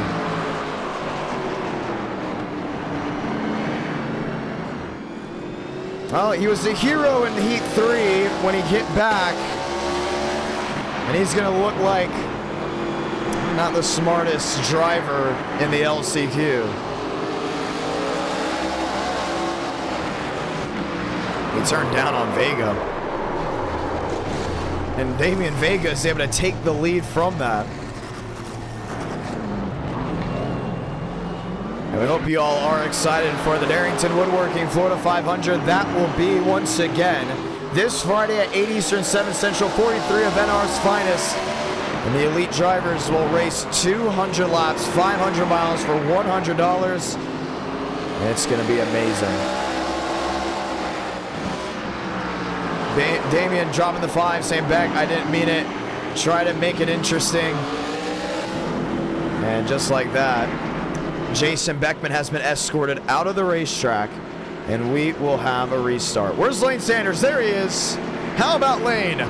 15-second pit stop. Driving that number 01, not the 01, driving the 2001 Dale Jr. scheme. He actually makes paints on iRacing, or through Trading Paints. You can look him up. Lane Sanders makes a lot of classic Gen-4 cars. Go ahead and run him on iRacing if you have the iRacing simulator. Just got to go to Trading Paints, look up Lane Sanders. He has a huge collection, and what he does is he makes these paint schemes. He runs them then in NR, almost as like his own sponsorship to showcase the car and hopefully make you, a viewer driver, say, yeah, I might actually want to go ahead and race with that. This is it.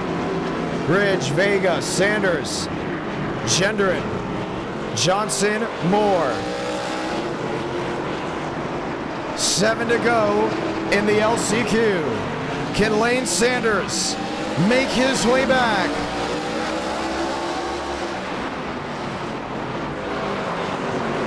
Lane to the bottom. Crowd on their feet. He got into second. He found his way around Ridge. NASA find his way through Vega.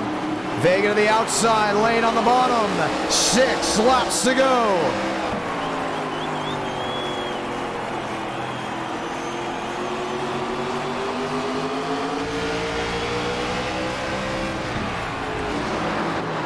One spot makes it in. Everyone else sits out. Vega loose off exit.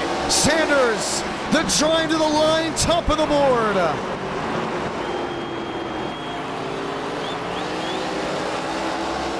Puts Vega back in that second position. Can he hunt him back down? 3 the difference. Lane Sanders looks to pull away. He does. 4 to go for the driver of the 8.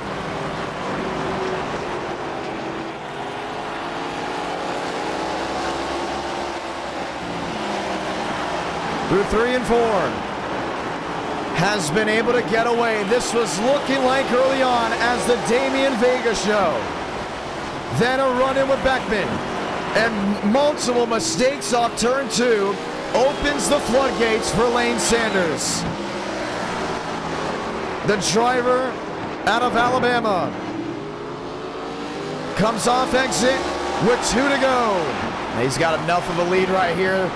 And we talked about it before. Last time a driver went to the LCQ and won it, they won the main event. Can Lane Sanders catch lightning in a bottle?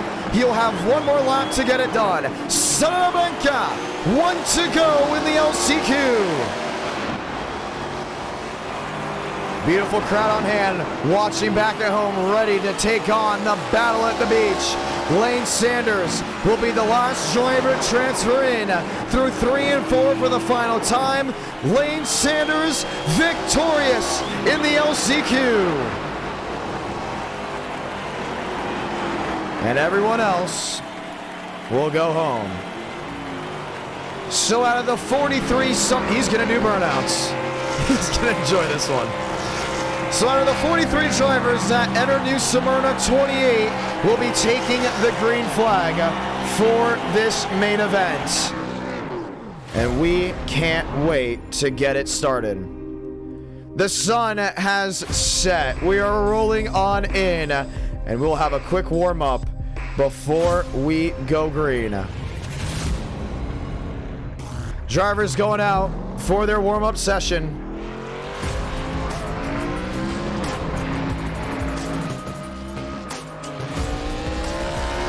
And we will be ready to see you have it.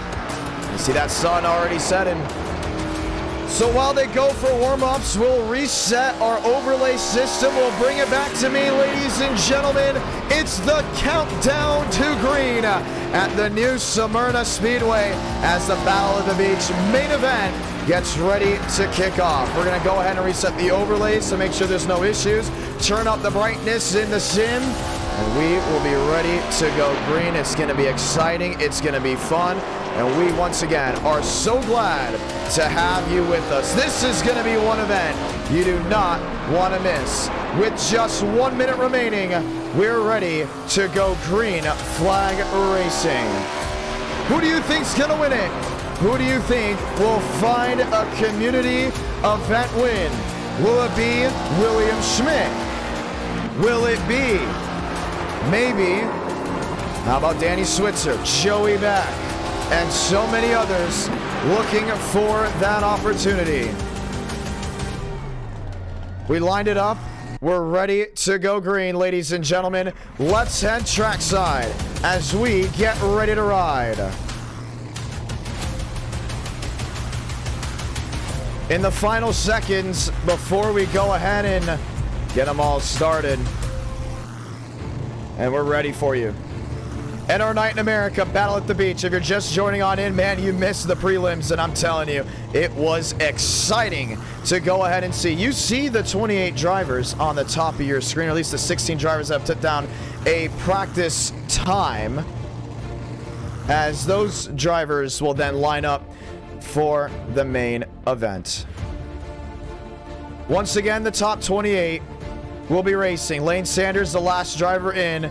David Joyner and company line up on the start-finish line as we get ready to go green. Girding up for 200 laps, Bryce Thomas, Joseph Armstrong. I'm going to tell you right now, these are my picks. I think that have the best shot at winning. We're going to ask you down the poll, who do you think's going to win? We'll also put other in there if you think someone else will win it. Who do you think will win the battle at the beach? Is it Jay Armstrong, who was strong and bold in Heat 1? Is it Chad Thurquist, who was aggressive and bold in Heat 1 as well? This is the big one for me. I gotta go Kevin Champagne.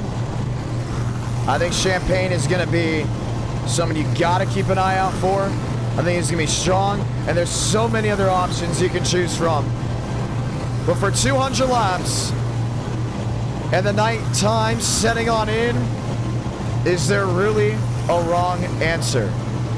In a couple laps time, we will take the green flag. Ladies and gentlemen, let's do it.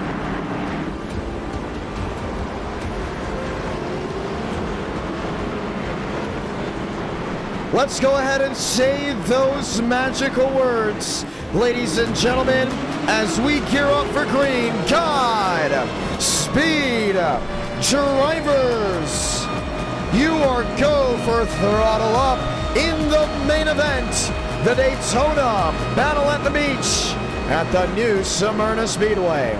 43 entered, 28 race.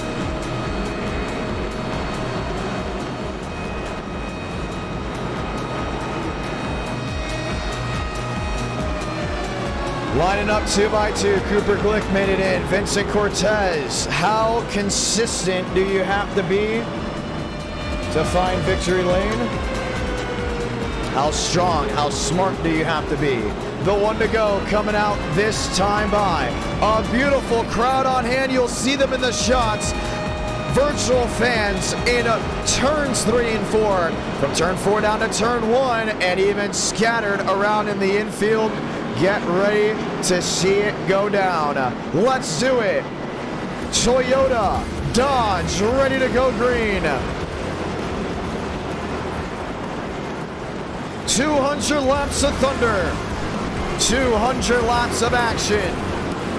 The last prelim of speed weeks before the e-ticket event, the Darrington Woodworking Florida 500 live this Friday, February 9th at 8 Eastern, 7 Central. Let's light the fuse in the 2024 Daytona Battle at the Beach.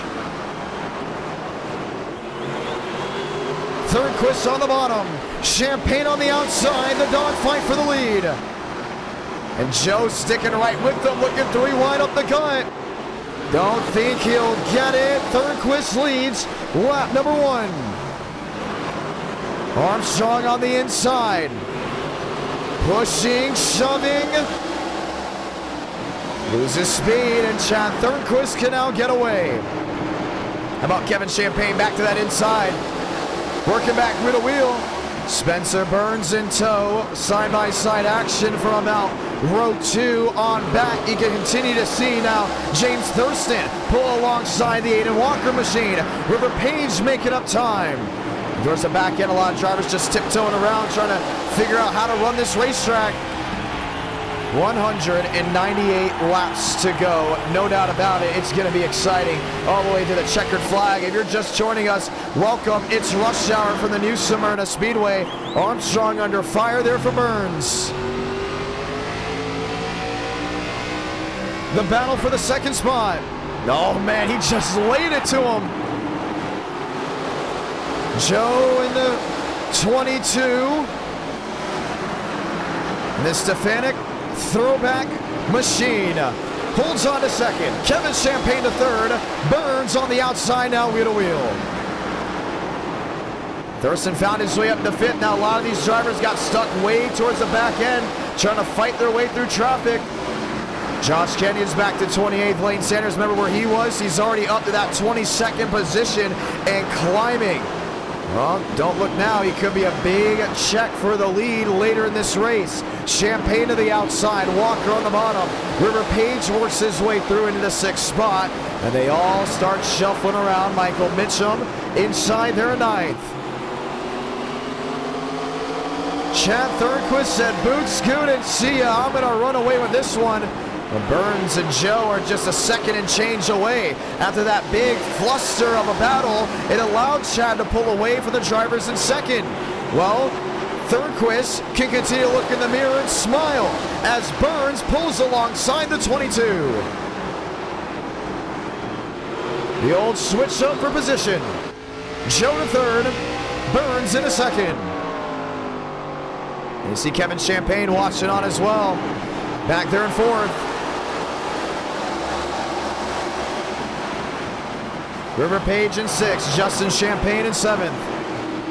190 laps to go, and as a viewer, you're saying, oh man, that's a lot of time for things to get aggressive. That's true. Now, when we started the heats, it was very much in the daytime. The LCQ was around that late afternoon cycle. Well, right now, it is that pink sky that fills the air. And you continue to see that this track will change throughout the night. Tire wear will be huge. Nonetheless, we already knew that from what we saw in the heat racing. But the big question is how much grip will amp up when the track cools down as the night comes in. Joe sits in third, and we talked about him already. We said he's going to be a big driver to battle with. He's going to be strong. Kevin Champagne, no surprise here. He's around the outside looking.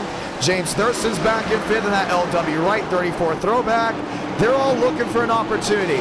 And what does this top 7, top 8, top 9 all have in common? They're all in this Friday's e-ticket event, the Darrington Woodworking Florida 500. Well, a battle at the beach will then be a battle for an e-ticket out of these machines this Friday. So keep an eye out for it. The household names of NR, they're ready to go ahead and just pull the gloves off. But right now it's short track action as the rush hour continues from about second on back. Already an issue for Josh Kenyon. He's on pit road. Made it through the heat. He's back in that 28th position, 8 laps down with an issue. Cooper Glick back in 27th. Struggling. Gavin Austin back in 25th. And mostly these guys have all separated out with Kevin Champagne. Now working that second spot, one outside wall. Joseph Armstrong, a huge hit to that machine. He gets it refired, but it looks like he had help. No caution, and he'll have to nurse it around this track. Wow. And he blinked too. That was an internet issue. How did it happen? Let's look back. This is a lap earlier. Kevin Champagne.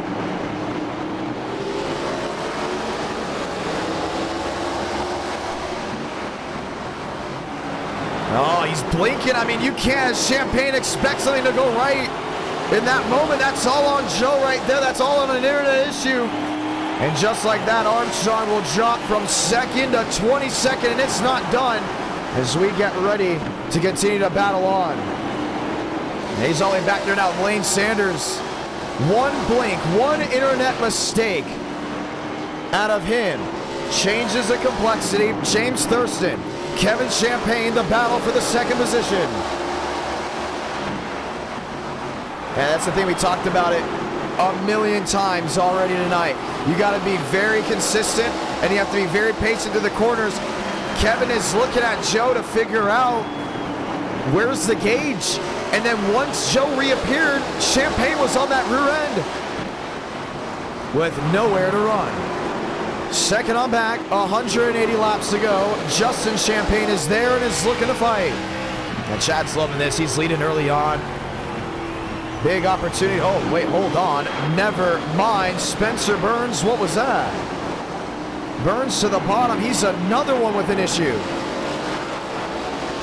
They have him one lap down. What happened to the Spencer Burns machine? He got loose down off corner exit or went for a loop. Let's see. This was before Joseph Armstrong had his blink out. Oh, he lost it all on his own and parked it right in the middle of the field. So two drivers that have been running up front, already with issues, 22 laps into this event. Kevin Champagne, James Thurston, Justin Champagne in fourth. The three-car battle for second.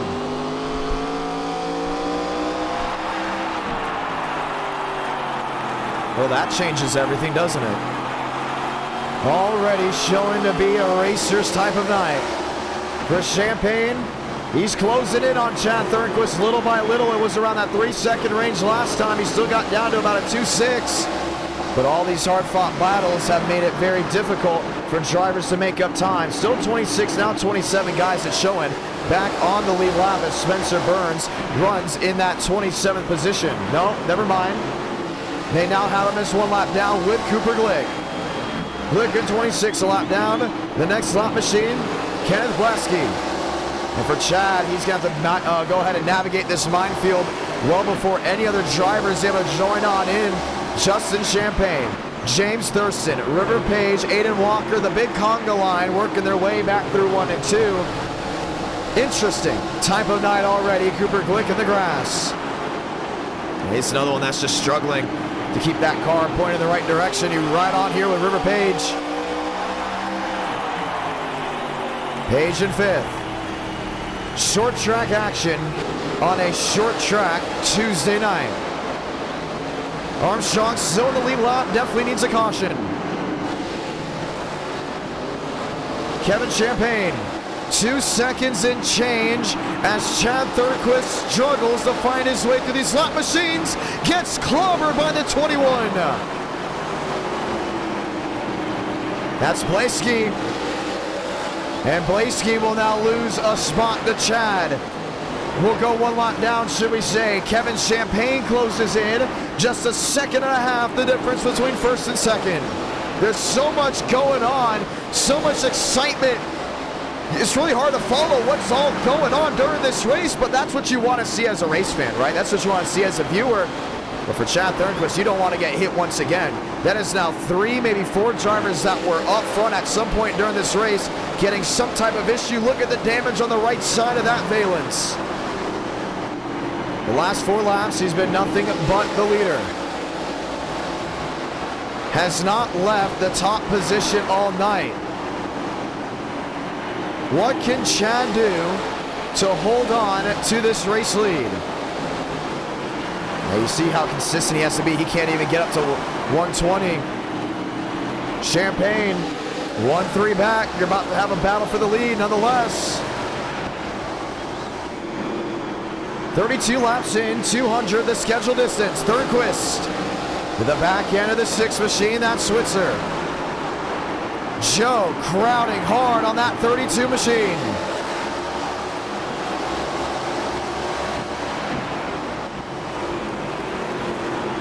Kevin Champagne under a second. He's there. He's closing and will love to take that top spot away. I don't think Chad was too happy about getting just held in the side. Oh, trouble in front of the leaders. Armstrong around. Kevin Champagne involved. Justin gets tagged and the caution will wave. Wow. No place to run. Just 34 laps in.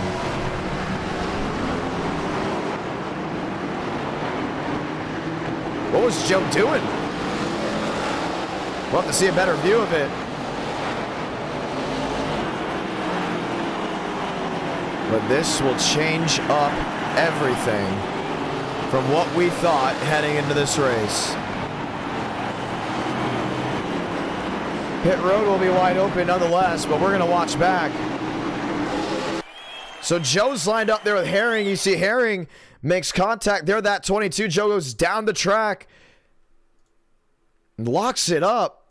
And Kevin Champagne was just right there, really with nowhere to run. Here comes Justin trying to squeeze that gap. And the Stefanik 22 machine is junked on all ends. Tight racing early on. Pit road, it's wide open. Chad is in, off and away. James Thurston, Cooper Glick going around the outside. River Page will all join on in as we will be ready for a restart. There's Spencer Burns now coming in. Chad Thornquist will hold on to the race lead, but man, oh man, is that a wake-up call for any driver thinking, ooh, aggression, that's the way to go. The Daytona Battle at the Beach sees its first caution in the main event, 37 laps in. And we'll get ready for the restart. Thurston, Page, Walker, Mitchum, Cortez, Mosteller, Byram, Beck, Anderson, Joyner, lining on up, and they'll be ready for a restart. Look at the guys that were a lap or maybe more down. James Bomar, Kevin Champagne, still on pit road. James Bomar, the first retiree of this race. Josh Kenyon back there racing. Cooper Glick, Tobias Matheson, Jordan Herring going around getting his lap back. And some of these guys that have come to pit road to make the adjustments will get ready for a restart. A lot of racing left to go. But man, these laps, they go by quick. They'll get lights off this time by, and we'll line up 2 by 2. 24 drivers on the lead lap. That's what they're calling it. Justin Champagne, not one of them. He's on pit road. Let's get ready to go green. Thornquist on the bottom. Now has to navigate a restart with James Thurston on the outside lane. Lap 40 of 200. Back underway at the Battle of the Beach.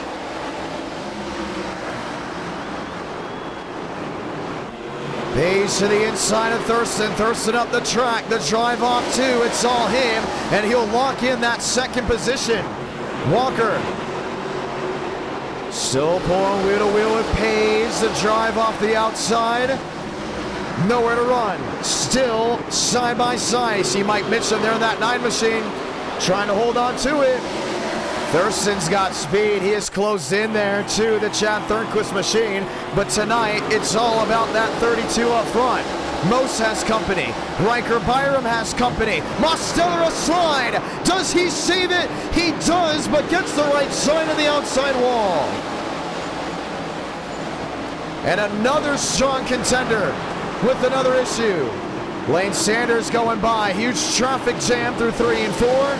Cooper Glick, Jordan Herring, nowhere to run, but up front, Thurston closes the gap to a 4-5. He's got him on the hook. He's just got to stay consistent.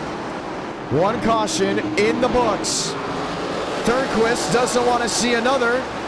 Aiden Walker, I don't think wants to see another either, but man, it's just a minefield towards the back half of this pack. Chad struggling off 2.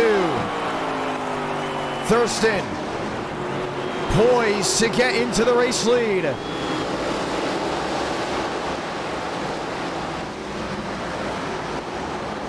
Got it back down that inside. See them painting that yellow line.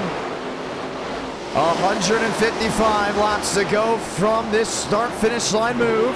Toyota, Chevy and Toyota lined up 1, 2, 3, 4. And the big thing about this, Cortez, not really well known heading into this race. Well, you all know him now because he hasn't left the top 10. That 25 machine poised to find something great. Whoa, one outside wall towards the back end, Alex Anderson. And that's William Schmidt now trying to navigate around that 67. Look who's come to play.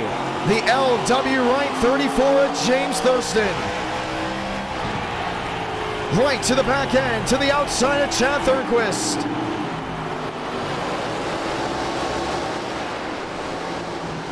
Consistency, it's key, but can you hold on? Thornquist trying to get the drive. To the center. Has speed, off exit. Don't think it's better than Thurston in the 34. And what a throwback. What a scheme James Thurston is running here tonight.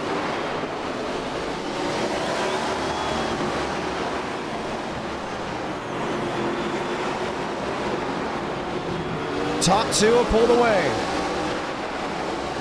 No hesitation from other machines. Thurston up the track. Thornquist on the bottom. And Aiden Walker has closed on it as well. About a second and change with that driver sitting in 3rd. Clock ticking, as you know, wheel to wheel for the lead. Thurston on the bottom, Thornquist on the outside. Both Florida drivers getting it done in New Smyrna. Forces one wide, still wheel to wheel. Thurston the ends to turn 3. Chad's got to get this drive off corner right. Oh, he turned him. What a save by James Thurston. Takes the lead right back. But man, Walker and company are there and ready to strike. Chad the switchback to the inside. Runs him wide. Chad Thornquist at the line. He's going to leave that one, but Hungry Machines behind follow. Walker, Page, Mike Mitchum, Thurston, power move off to lane 2 and holds on to the lead. We talked about that second lane being very big, very bold when it matters the most. Sanders up to 18th, Austin up to 17th. Thurston off the outside lane, locks it in. New race leader from New Smyrna, James Thurston in the 34. I don't think Chad's done just yet. We've seen him do a lot of crazy things.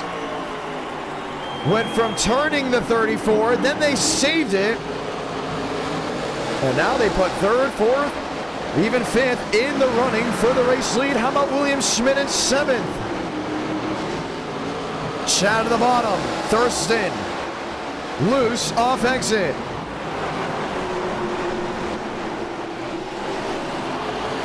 And you can tell these guys want to win this race so badly. These community events have become high-stake racing in NR Night in America. We always talk about you want to win an e-ticket event, right?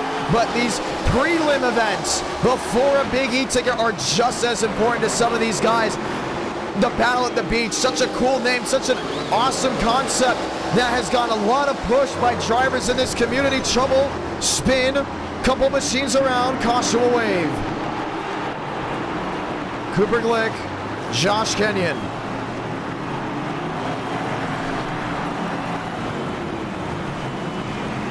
And we'll dial it back and get ready to run it all again.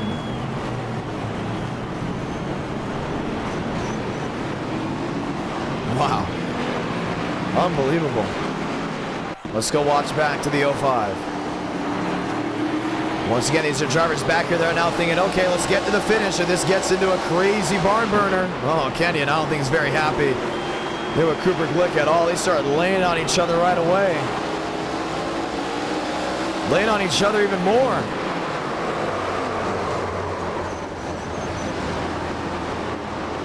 And what goes around comes around, and for Cooper Glick, it's a slide that will bring out the caution. There must have been an incident way beforehand that got them all riled up. It's probably why Josh Kenyon is multiple laps down. And they're going to give a warning there to Josh Kenyon. Next time it happens, he's out.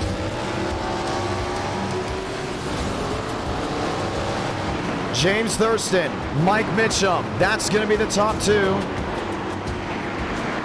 Joey Beck, Cortez, up into fourth. William Schmidt finds fifth. Alex Anderson finds sixth. And what happened there to Aiden Walker? He is dropped way, way back. Justin Champagne back on the racing surface, multiple laps down. Well, the opportunity to get his laps back. Man, this is one fun night of racing. For the ones that don't know, let's go ahead and take you back the last couple of days. The last race before the Darrington Woodworking Florida 500 was supposed to be the Clash at the Coliseum. All of a sudden, I looked at what I needed to do left for pre-production for the Darrington Woodworking Florida 500. I told myself, we could get one more community event in, because originally the Battle at the Beach was supposed to be a part of Speed Weeks in NR Night in America. Talk to some drivers.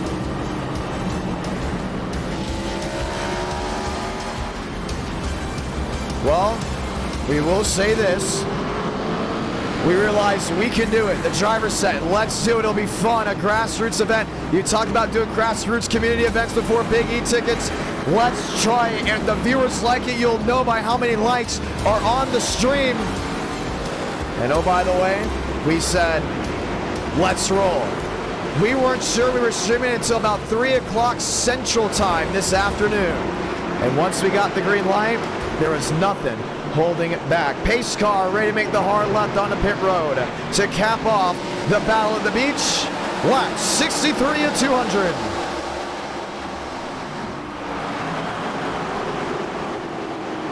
Thurston in the lead, Mike Mitchum in second. Cortez back wheel to wheel.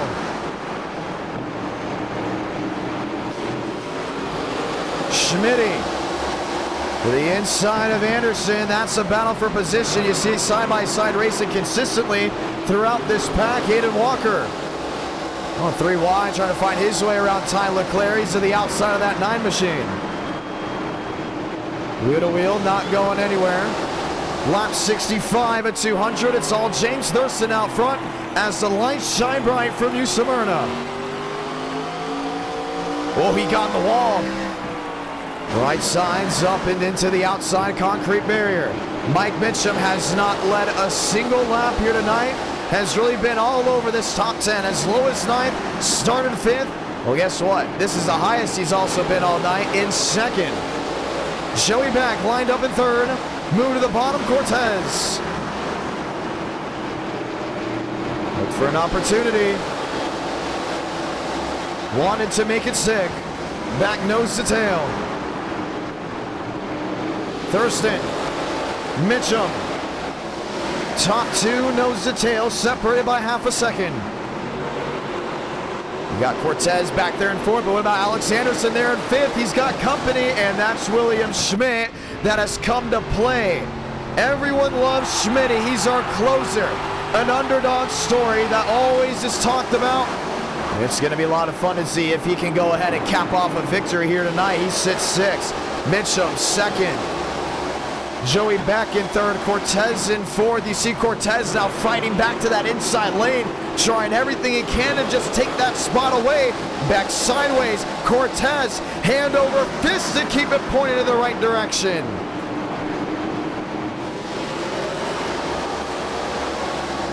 Traffic jam racing, I don't think it's going anywhere. Really with the night shining in, this track gripping up. Anderson, company on the bottom. Cortez, William Schmidt. Schmitty loves that outside move. Virtual fans covering the entire racetrack. I love these camera angles too. They just give you the understanding of the depth of field. And this is what you see at short tracks, grassroots short tracks from Tennessee to Florida, all the way up in Michigan, even out west. Covered grandstands, completely filled of race fans. There's nothing like showcasing short track racing on a Tuesday night in at our Night in America. Mike Mitchum, half a second back. There to James Thurston. He's got a shot at closing on in, no doubt about it. 129 laps to go. This race is going to fly on by. You see Anderson in 4th. You see Schmidt in 5th. Cortez back there to 6th.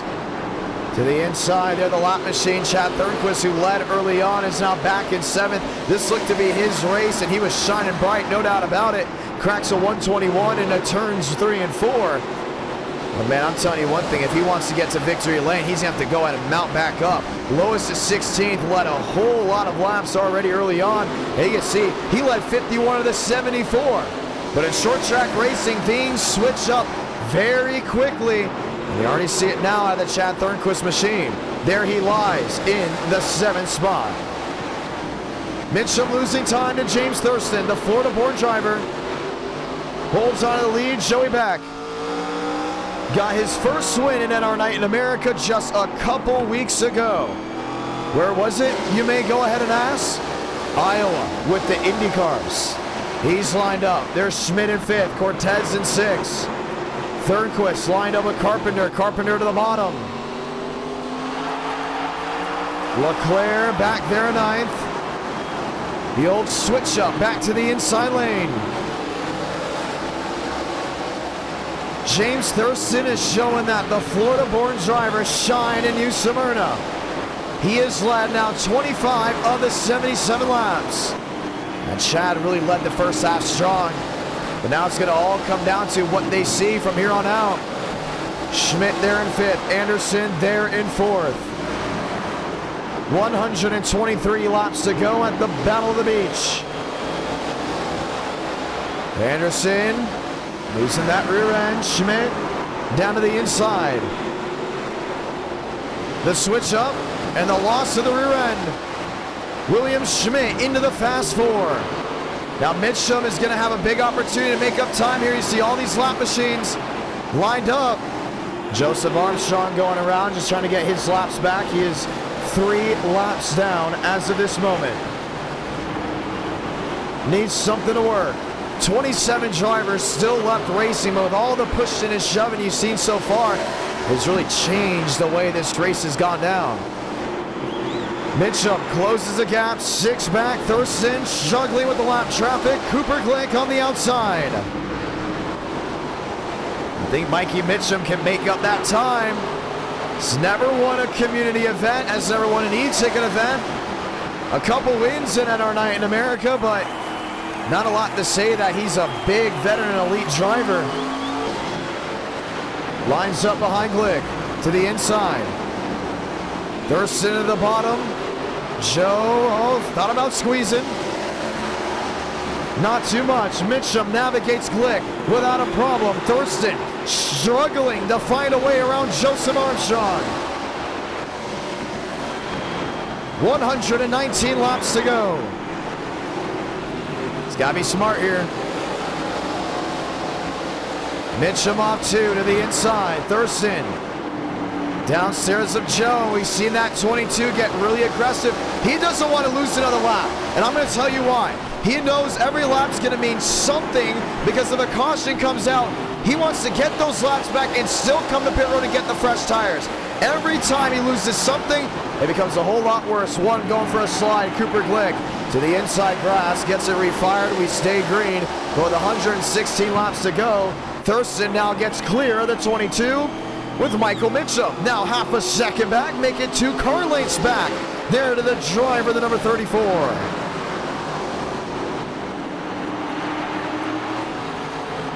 What's it gonna be? 115 laps to go from New Smyrna. A lot of tough drivers now shuffling through. We talked about Aiden Walker. Chad Thornquist now back in that 9th place position. And with short track racing, there's never a guarantee that you'll be leading consistently. There's never a guarantee that you'll have what it takes to stay up front and compete consistently. Back in 3rd. Mitchum in 2nd. Mitchum, half a second now back as we got a spin. Caution will wave. Vincent Cortez and Daniel Mosteller. And they will bring out the 3rd yellow of this race. This has been the no good, very bad day for Demos. Has been all over the place. Cracked the top 10 at some point, and oh, that's the engine. And that is all she wrote. A lot of hope for that 9 heading into this event. And it will not play to the way he wants. Let's watch back. Herring gets into 25. Man, what a hit. And just clobbered him. Herring's like struggling right here down off corner exit. It's just a whole lap earlier.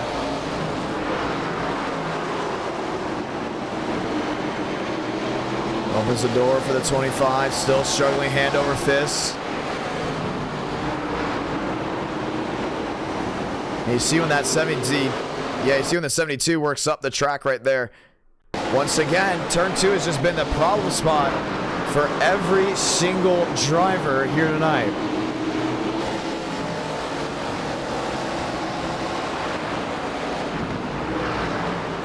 Herring goes wide.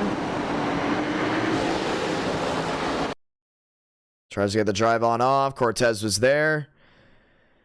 And for Mosteller, it would be a huge hit to the inside wall. Just lifts it off the ground.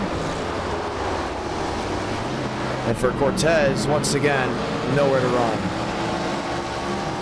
Sticks on the board, 111 laps to go. James Thurston, who has now led a good portion of this race, comes in with a 14.4 pit stop time. He's going to be a big driver to watch possibly win this race. You see James Thurston's led 38 laps. Mitchum hasn't had any yet. Beck hasn't had any yet. You got to go all the way back to Chad Thornquist that led 51 laps, but now he's stuck in traffic back there in 9th. 27 drivers still left on the racing surface as we get ready to go back racing. For Joseph Armstrong, he wasn't able to get all those laps back. Talked about him going that 1 lap down. It did make the difference. They'll go 2 by 2 this time. Champagne has it parked up there in the outside with Cooper Glick. Not exactly sure what happened there between them. But we'll be ready for a restart. The Battle of the Beach already shown to be one heck of a night. Thurston on the bottom, Mitchum on the outside. 108 laps to go.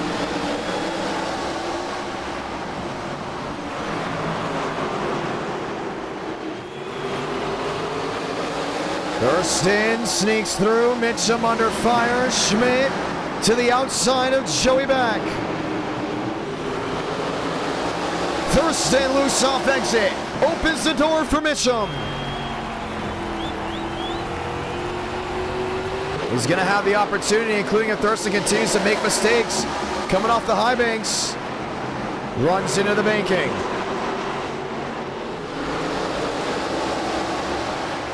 Three the difference, four the difference between first and second. Tyler Leclerc to the inside of Riker Byram. And Byram's just not giving it at all. He just wants to throw it on in. And very much does. Back wheel to wheel. Joey back to fourth. Schmidt up to third. Can William Schmidt navigate around Michael Mitchum? Calling the closer. You're around halfway in this race with the clock ticking. James Thurston holding on. Leclerc to the bottom. Back to go cover. Byram on the outside. Lined up with Anderson. Anderson up into the outside wall. Nailing it down the backstretch. Mitchum company. That'll be a wait. William Schmidt, the driver out of California, trying to get it done in Florida. Can he find a way through that 9 machine? Byram in 7th on the outside. Kevin Champagne on the bottom of Anderson. It still does a great job of letting that wheel-to-wheel work. Drive off exit. Byram to the outside. 2, 3 machines looking under a blanket. Mitchum losing time, worried about Schmidt behind him. Right now, Schmidt looks like he is poised to go and take that spot away. Ladies and gentlemen, welcome to halfway of the Daytona Battle at the Beach at the new Smyrna Speedway. Back, Leclerc to the bottom. He's gonna fight for position. Lays on the 24. Forces back wide, and they're back still, wheel to wheel. Leclerc goes for the clear, and he's got it. Lined up, nose to tail. William Schmidt. I think he's tired of waiting. I think it's time for him to look for his way through. 99 laps to go.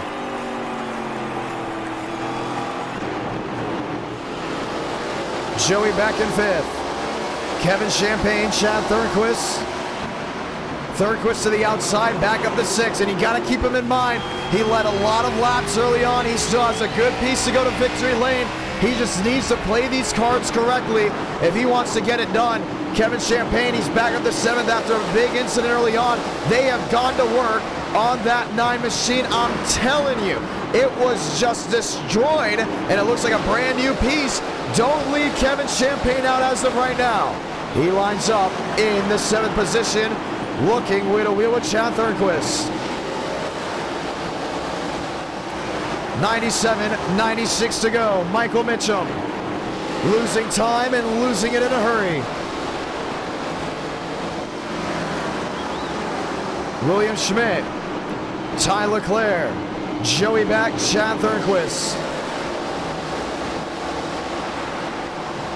Kevin Champagne there in 7th, lined up. And how many guys are left on the lead lap after 28 took the green flag? Well, we're down to 16 on the lead lap. We're down to 26 cars still racing after James Bomar and Jordan Herring have been escorted out of the racetrack after incidents that they have been a part of. Looks like Cooper Glick's been a part of it as well.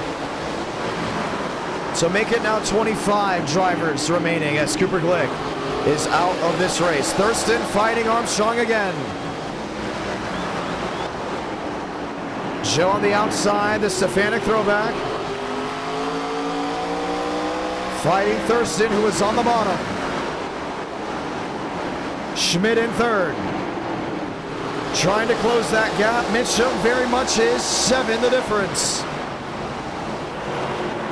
They definitely separated an area where things will continue to shuffle around.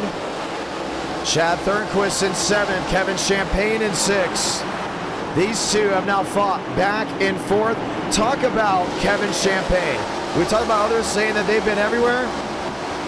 Well, Champagne, lowest is 26. I want to point out there's 28 drivers that made it through the heats in the LCQ into this event. And now Champagne has gone from 2nd to 26, now up to 6th. He has been passing machines left and right to get into this position. Well, does it work for him? Only time will tell. 90 to go. Thurston. Run to the inside.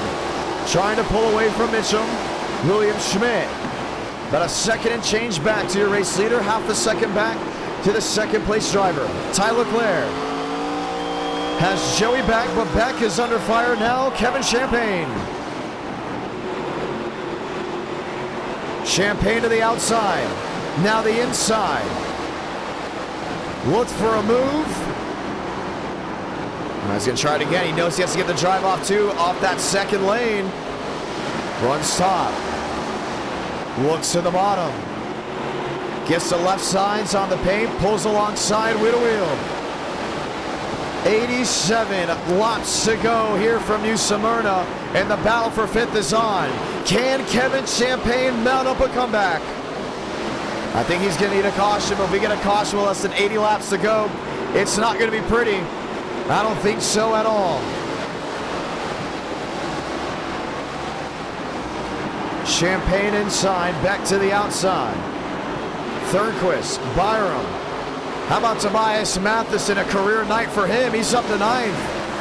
And once again, he races at this racetrack, looking to do everything he can to hold on to a top 10 finishing position. Chad Thornquist now up to that 7th position.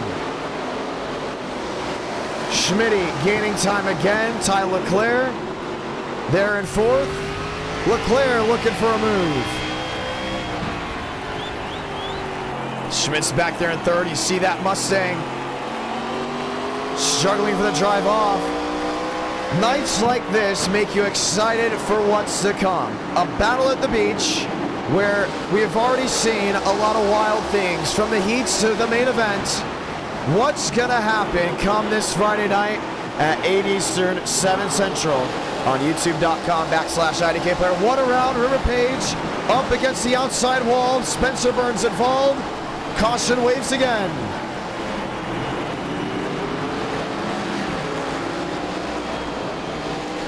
And this will change up a lot. Oh, I don't know, man. That's huge. And the crowd will be back on their feet as pit road will be wide open. Look at River Page and Spencer Burns.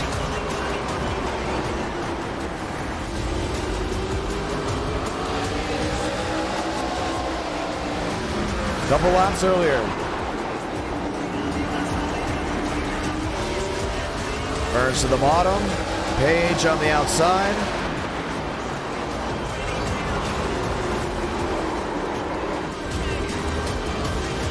Well, the saga continues. Just drove it in and went for him. The racing etiquette of Spencer Burns has been little to none. James Thurston wins the battle off pit road. Leclerc will be 3rd. Schmidt will be 4th. Ladies and gentlemen, big time restart here from New Smyrna. And Kevin Champagne has found his way around Joey Beck on pit road. He'll be in prime position. 80 laps to go with the Battle of the Beach. And put that in perspective, that's about 30 to go. Maybe at Homestead, just south of this racetrack, about 4, maybe 5 hours.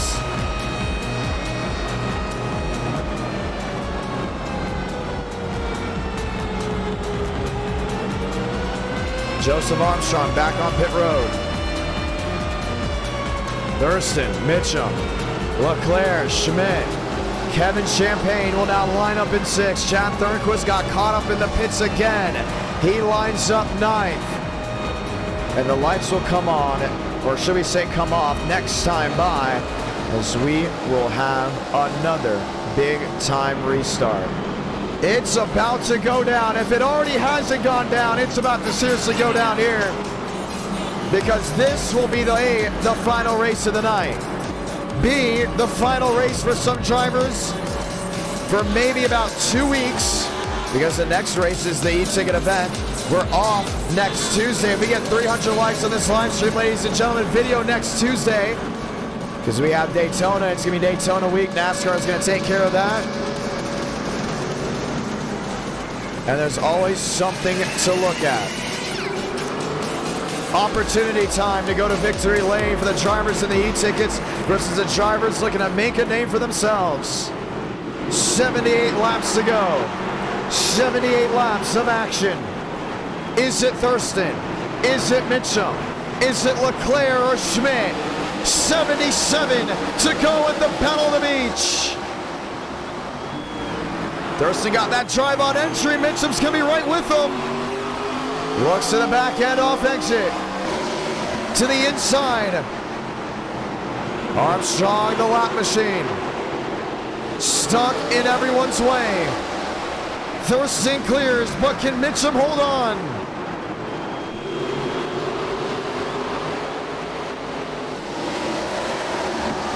A lot of battling back there. Schmidt got clear. That's for third. Joey back. Tyler Clare battling hard. Kevin's trouble. Joey back around.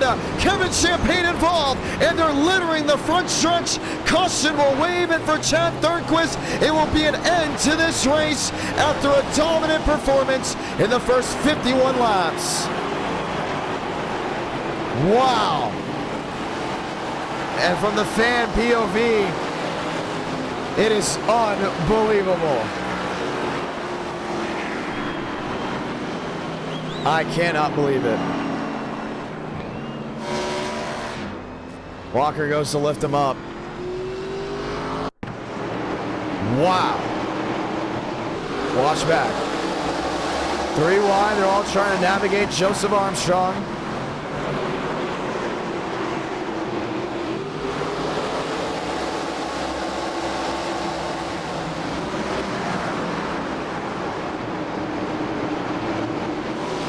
Back loose off exit, overcorrects. And nowhere to go. Oh, that's just unfortunate, man. For Chad Thornquist, so strong, so consistent.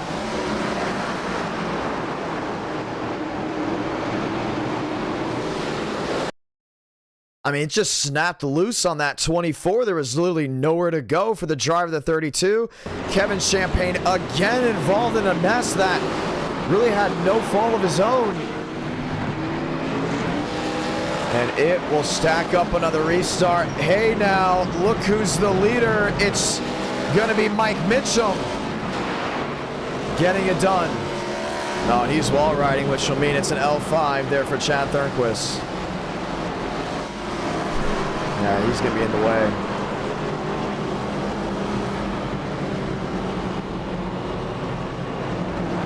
So Chad Thornquist will be out of this race, but things have now changed up.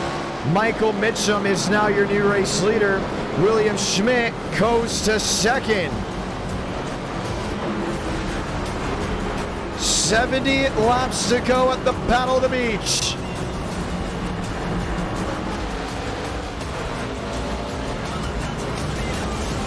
And what does that mean for James Thurston? Caught up in the pits, goes back to 9th. Can Mike Mitchum find victory lane? Can William Schmidt steal it right from him? 1 to go this time by. There will be 69 laps to go in the race. 68 to go when we take the green flag.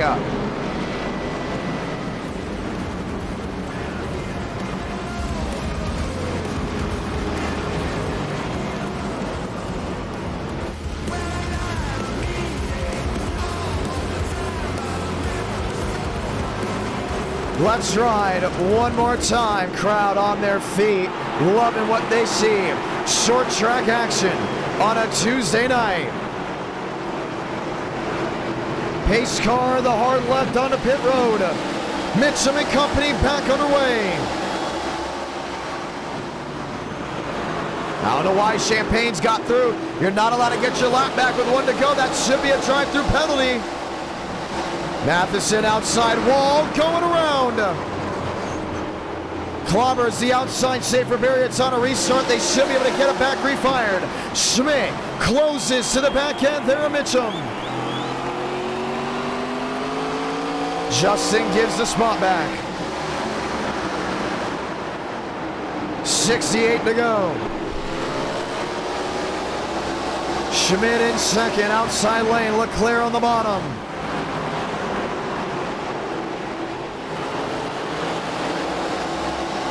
William Schmidt, the fight to turn 3. I think right now he's the driver that has what it takes to go up there and get Michael Mitchum. These are the first laps Mitchum has led all night long. But the thing is, the unpredictability continues to arouse. Leclerc to the bottom. Schmidt to the outside. Gavin Austin.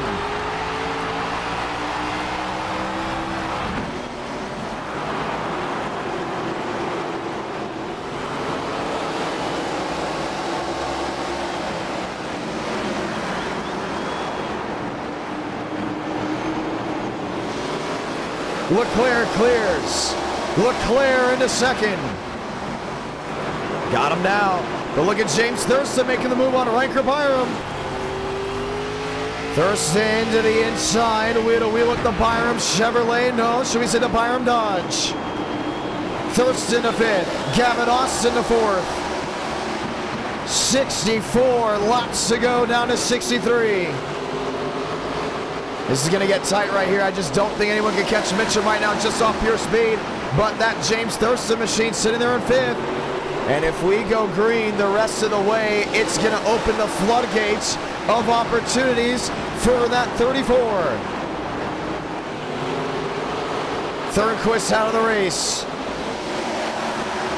Schmidt in third.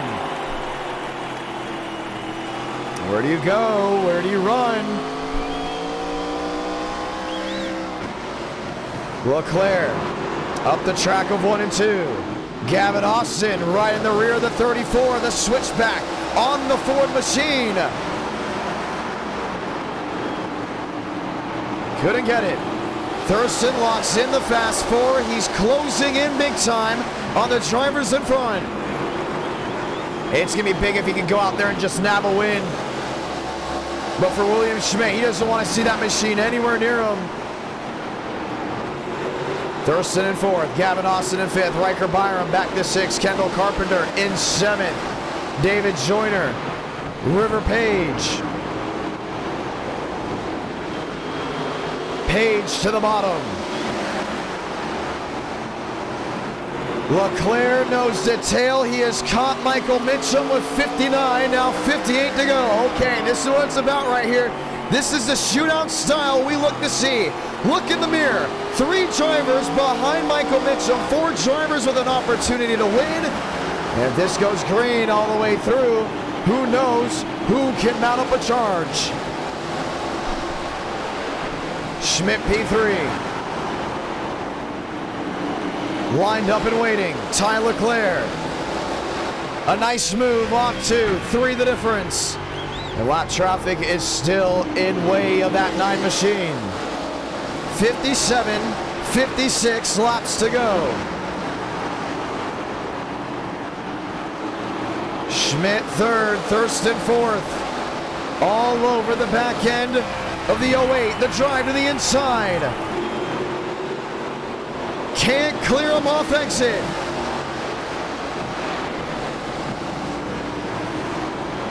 Leclerc's 2 back. We're about to see the battle for the lead. Joseph Armstrong another lap down. Ty Leclerc trying to navigate traffic.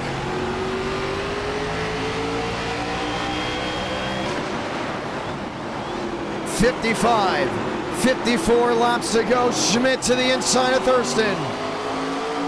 Thought about it again. You still have that 34 machine on the bottom, but look at Joe on that outside. Rolls it wheel to wheel. Leclerc back end. Loses the rear, but it's all over Michael Mitchum. 53 laps to go in the Daytona Battle of the Beach. Leclerc, the young gun. Short track hero. Mitchum, young gun. Looking for another win in NR He's got 2 to his name, Iowa, and then had to go and duel with Burrows. Has experience putting himself in position to win. Leclerc looks to the inside. Nothing to grab. Mitchum's just going to park it there on that yellow line. 51. 50 to go, this time by. Leclerc to the back end. Mitchum the drive off. James Thurston found his way around Schmidt. Thurston into third.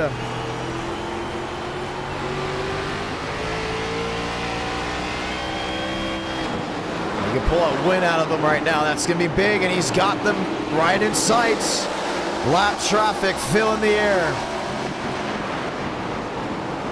Mitchum under pressure from Leclerc. Leclerc under pressure from Thurston in the Chevrolet. 49, 48 laps to go this time by. It's going to be tough to get through this minefield. It's not going to be about speed. It's going to be about persistence.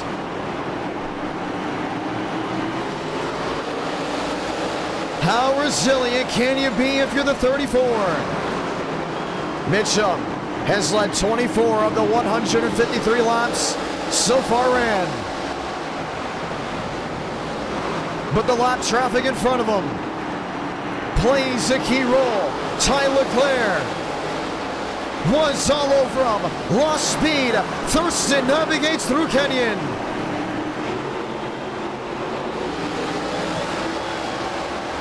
.46 to go. Mitchum to the inside. Justin Champagne pulls out of the way. 45 to go.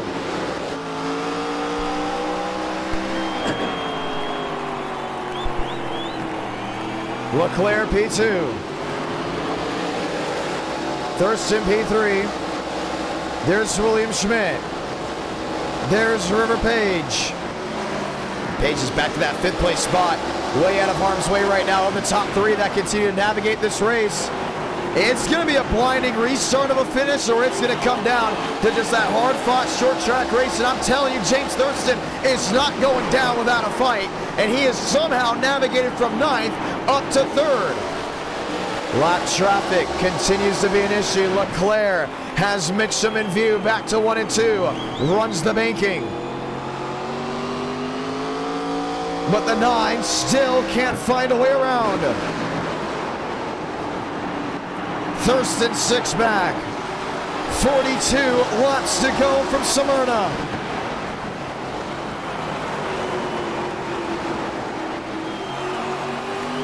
Daylight inside, just can't get the drive off too. Virtual fans covering the grandstands. What a night, what excitement. A last-minute community event has shown to be exciting. Nearly 5,000 have tuned in tonight, and we're all for it, and thankful indeed, as there's 40 laps to go in the Battle of the Beach.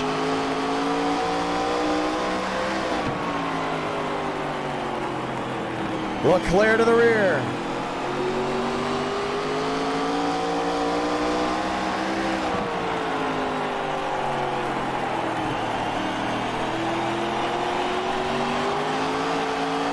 Looking, peeking. Nah, just can't get him right there, but I think he's got something through 1 and 2.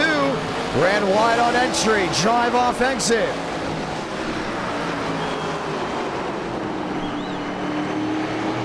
.39, 38 to go.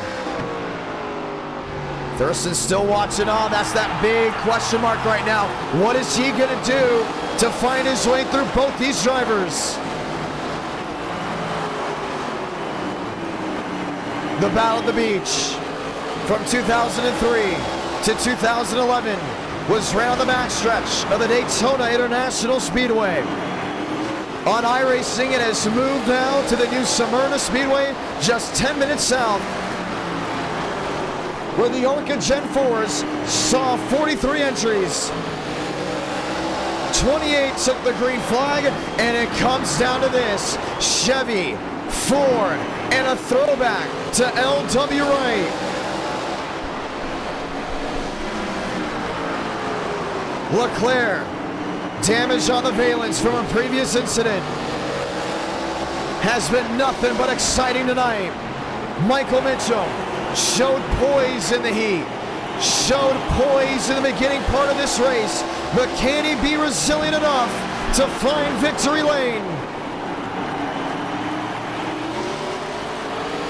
34 to go.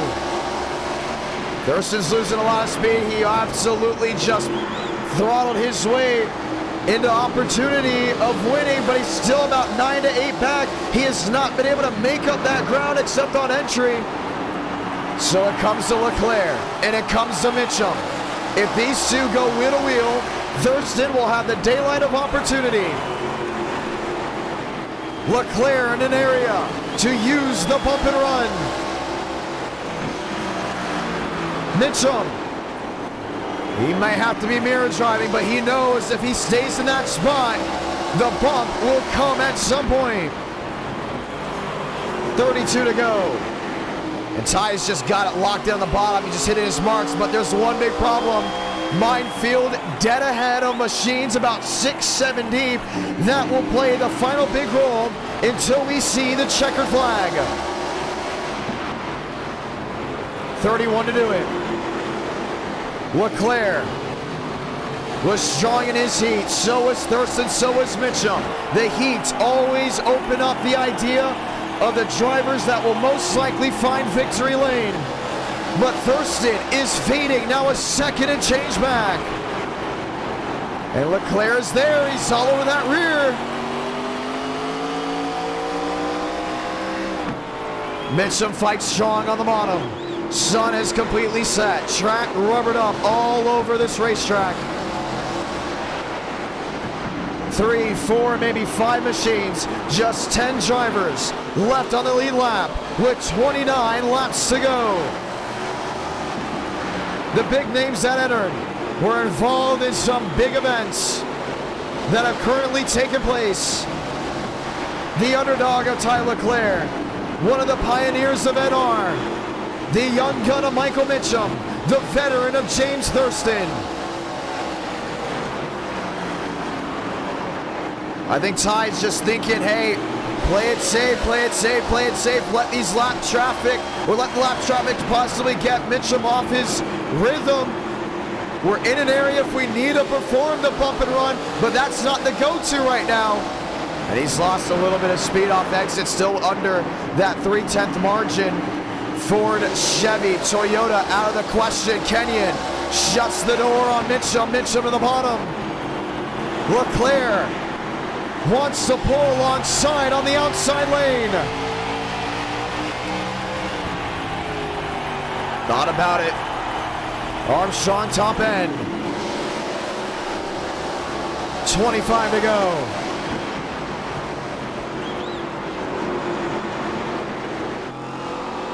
Leclerc, oh, he energized the run, but lost it on exit, spun the tires. And it's so tough to go from the transition to the banking here at New Smyrna. It's almost like Nashville in a way with how tough it is from banking to straight. 24 to go. Thurston, a second and change back, needs a restart.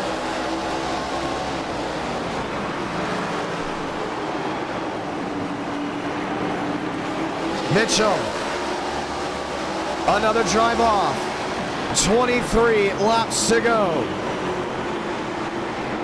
Claire's going to be all over him. Oh, lost the rear off exit. And now drops back the 4/10. Next lap machine in line, the 21. Leski gets out of the way. Mitchum at the bottom, Leclerc in line.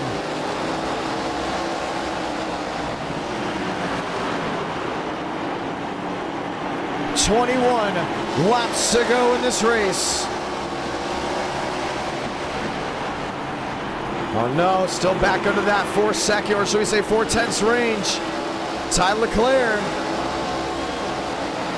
You sit, you wait, because you never know what's going to happen. We see James Thurston now mounting up a charge, but that's now a 1.5 seconds back. William Schmidt in 4th. Riker Byram in 5th. River Page, David Joyner to the battle for 6. Joyner, a driver that looked to not make the show at one point, found his way in and is in the top 10. It's on that bottom. Gavin Austin going at it. David Joe trouble. Joseph Armstrong stuck in the middle of the field. Caution will wave again. And we will have a restart.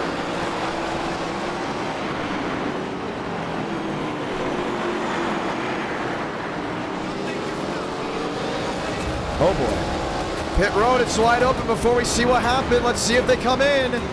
Do you stay out? Do you run in?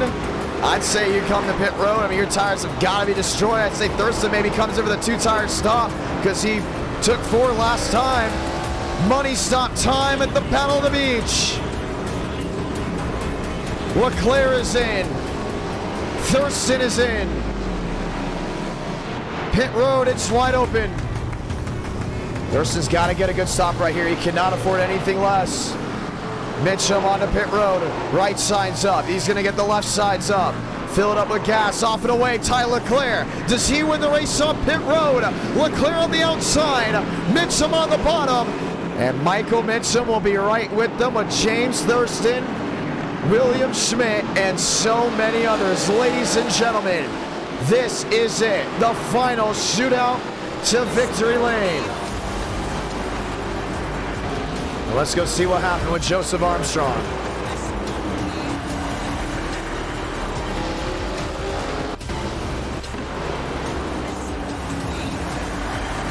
He's racing with Kenyon way off the pace.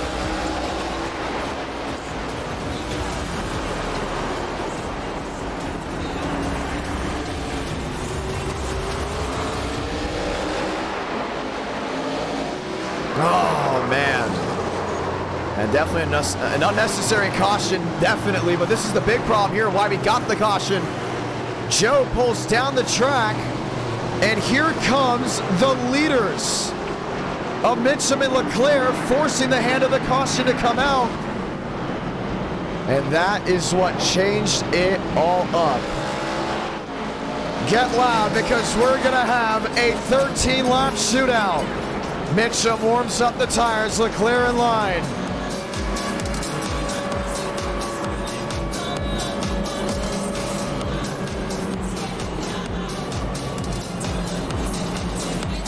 $14 to go. We see the 1 to go.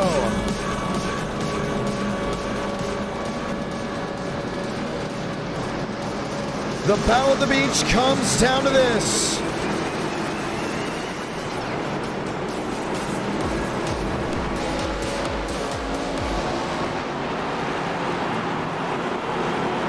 $43 entered. Cut it down to 28 through the heats in the LCQ. This will be the finish of the Daytona Battle of the Beach. 12 laps to go.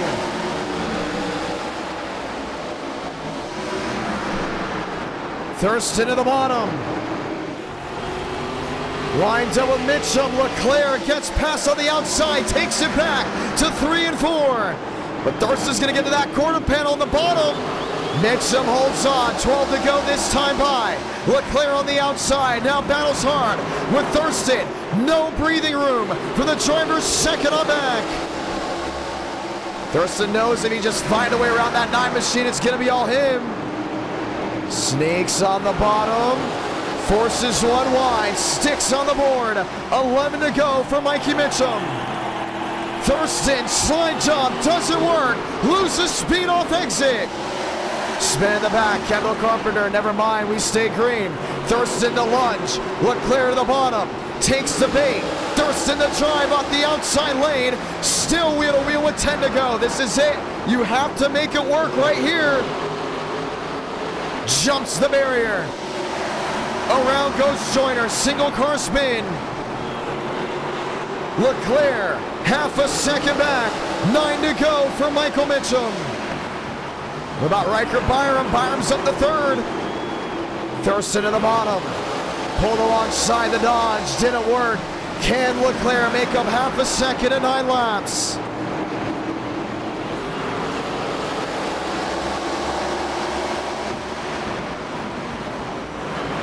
Through 1 and 2. Mitchum losing ground. Leclerc making it up. Thurston battling with Schmidt. They also have Kevin Champagne right behind. That's not over. 7 to go. 3 the difference. Ty Leclerc is there and is ready to pounce. But can Michael Mitchum hold strong in the closing laps at the Battle of the Beach? Mitchum poised for victory. Leclerc poised to steal it. 6 to go. And Riker Byram, the driver out of West Texas, right in the wake, just waiting for something to go wrong.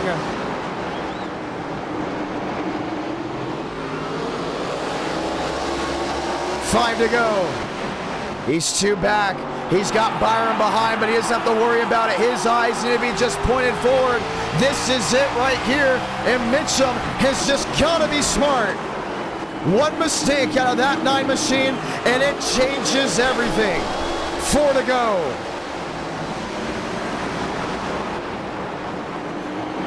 Crowds him on entry. Leclerc, hand over fist off 2. The game of inches by both these 9 machines. A short track shootout. A short track showdown on a Tuesday night. The roar before the Florida 500. Leclerc bumps him out of the way. But can he clear him? He does. Does Mitchum pay the favor back? A tap here, a tap there. 2 to go for Ty Leclerc. Mitchum to the bottom. Byram in view. It's gonna come down to this. Through 3 and 4, Salamanca. 1 to go from New Smyrna. Leclerc's got to be ready for it. Mitchum's got it in hand. Looks to the bottom.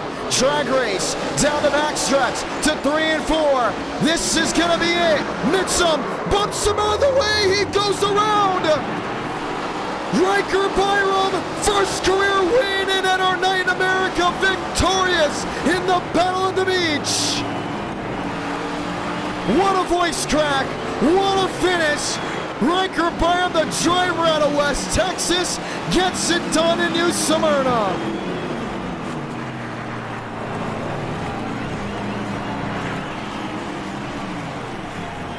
I cannot believe it.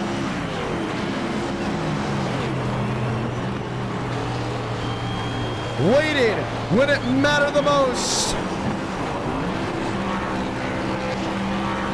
He didn't lead a single lap tonight, but the last one.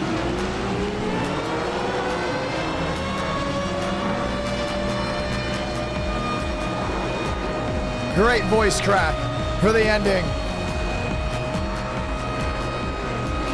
I didn't see that one coming.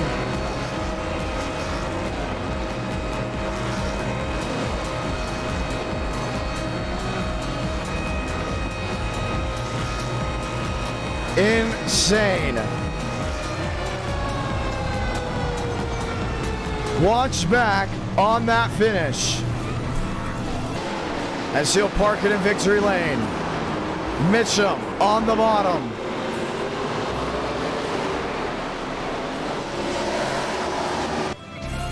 Just lifts him up, and went along with them. Riker Byram wins the Battle of the Beach. Hey, I also want to point something out. That's 300 laps of commentary as a solo cast. I am not surprised I went ahead and voice cracked there.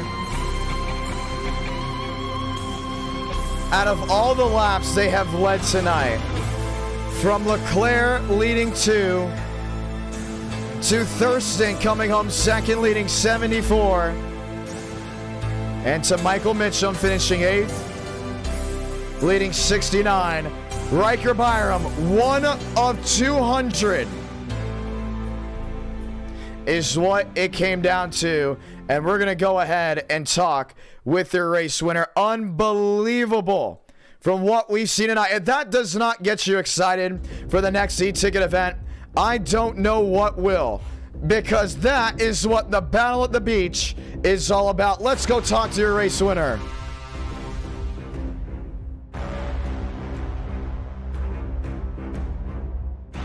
Someone's got to make a meme of that, with that one bar getting all excited with Byram going to victory lane. Unbelievable. That is awesome.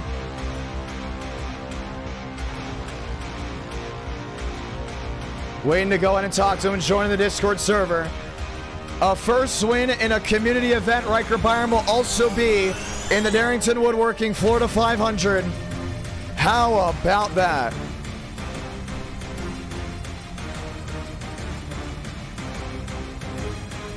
I cannot believe it. Where is he? We got to go chat with him right now. Riker Byram, ladies and gentlemen, victorious. And we've got him. Byram, Mr. John, you got a copy? I gotcha. Oh my. Wow. Whataburger and Dodge back in victory lane. It took me long enough, didn't it? Good Lord, it took me long enough. Man, I played it safe that whole race. I somehow had a 0x that whole race. I had a feeling something was going to happen, but I also had a feeling I was going to get caught up in it. But dang, man, that's awesome. That is unreal. When you watch back on, I am sorry about the voice crack. I got way too excited when I saw that. That was unbelievable. Before the race, in the heats, we were going over drivers that we thought were huge to talk about. I said, Riker Byram, you can't get any more blue collar than this guy. And I'm guessing I'm right. Do you think so? I don't think I can get any more blue collar than you as a driver in NR night. You know, I can agree with that. It seems pretty accurate. But that's another reason to root for you. That's not a bad thing. We never said that was a bad thing at all. No, not at all. Whataburger on that 98. More of that. The West Texas driver getting it done. Short track, grassroots racing. A blue collar driver from West Texas getting it done on a short track in Daytona. The Battle at the Beach. Through the whole experience, how was it? Oh man, it was pretty grueling, honestly. Car the whole time, it never really did get loose. It was pretty much tight the whole time, but man, I was running the middle lane pretty much the whole race up until those last few laps. Middle lane saved every bit of my tires, but I would lose ground about halfway into a run. So I wasn't sure how that was going to go, but I started running the bottom in those last 30 laps, and good Lord, it worked. So unbelievable. I just cannot believe what I watched. When you saw them spin, what's going through your head? I was, going into that turn, I was like, oh, they're gonna get together. It's just where they're gonna go. And as soon as they touched, I was like, oh, well, here I go. I can just go ahead and go to the bottom. Like, part of me was kind of like, dang, I kind of wanted to pass them on my own while they were still racing together instead of spinning. But man, with how long I've been trying to get a win, I don't care at this point. That's unbelievable. You want to say anything to anyone back at home? Feels good to get Whataburger in victory lane, so shout out to the Whataburger in my town in West Texas. So heck yeah. Shout out my family. I don't know if they're watching, but shout out to them. Shout out to everybody at this point. I That's the most. That's probably the most I've gotten my name mentioned in this Discord chat ever. So it's pretty cool. It's a pretty cool win, including about the beach. I gotta ask you, as a driver, e-ticket event, you're going for your first. That will be this Friday, 8 Eastern, 7 Central. You'll be driving that Whataburger 98, but on a next gen, do you think we should do more Battle of the Beach-esque style of races before an e-ticket, like a couple days before, almost like how SRX did it with NASCAR on Thursday Night Thunder, with us Tuesday leading into the Friday event? Oh, absolutely. I think it's pretty fun. You know, I think, you know, this kart track combo is really tough. It really was, because it was really, for a while, it was pretty much one lane, and I think honestly almost all the races was one lane. But this, even though it was like that, this was still really fun. I enjoyed it quite a bit. It was amazing. Congratulations. Thank you. Well, that was something, ladies and gentlemen. Yes, it was. That'll be the last race of the night, as you all know. There's one reason only. I'll be ending this stream, and I will be going back to work on the Darrington Woodworking Florida 500.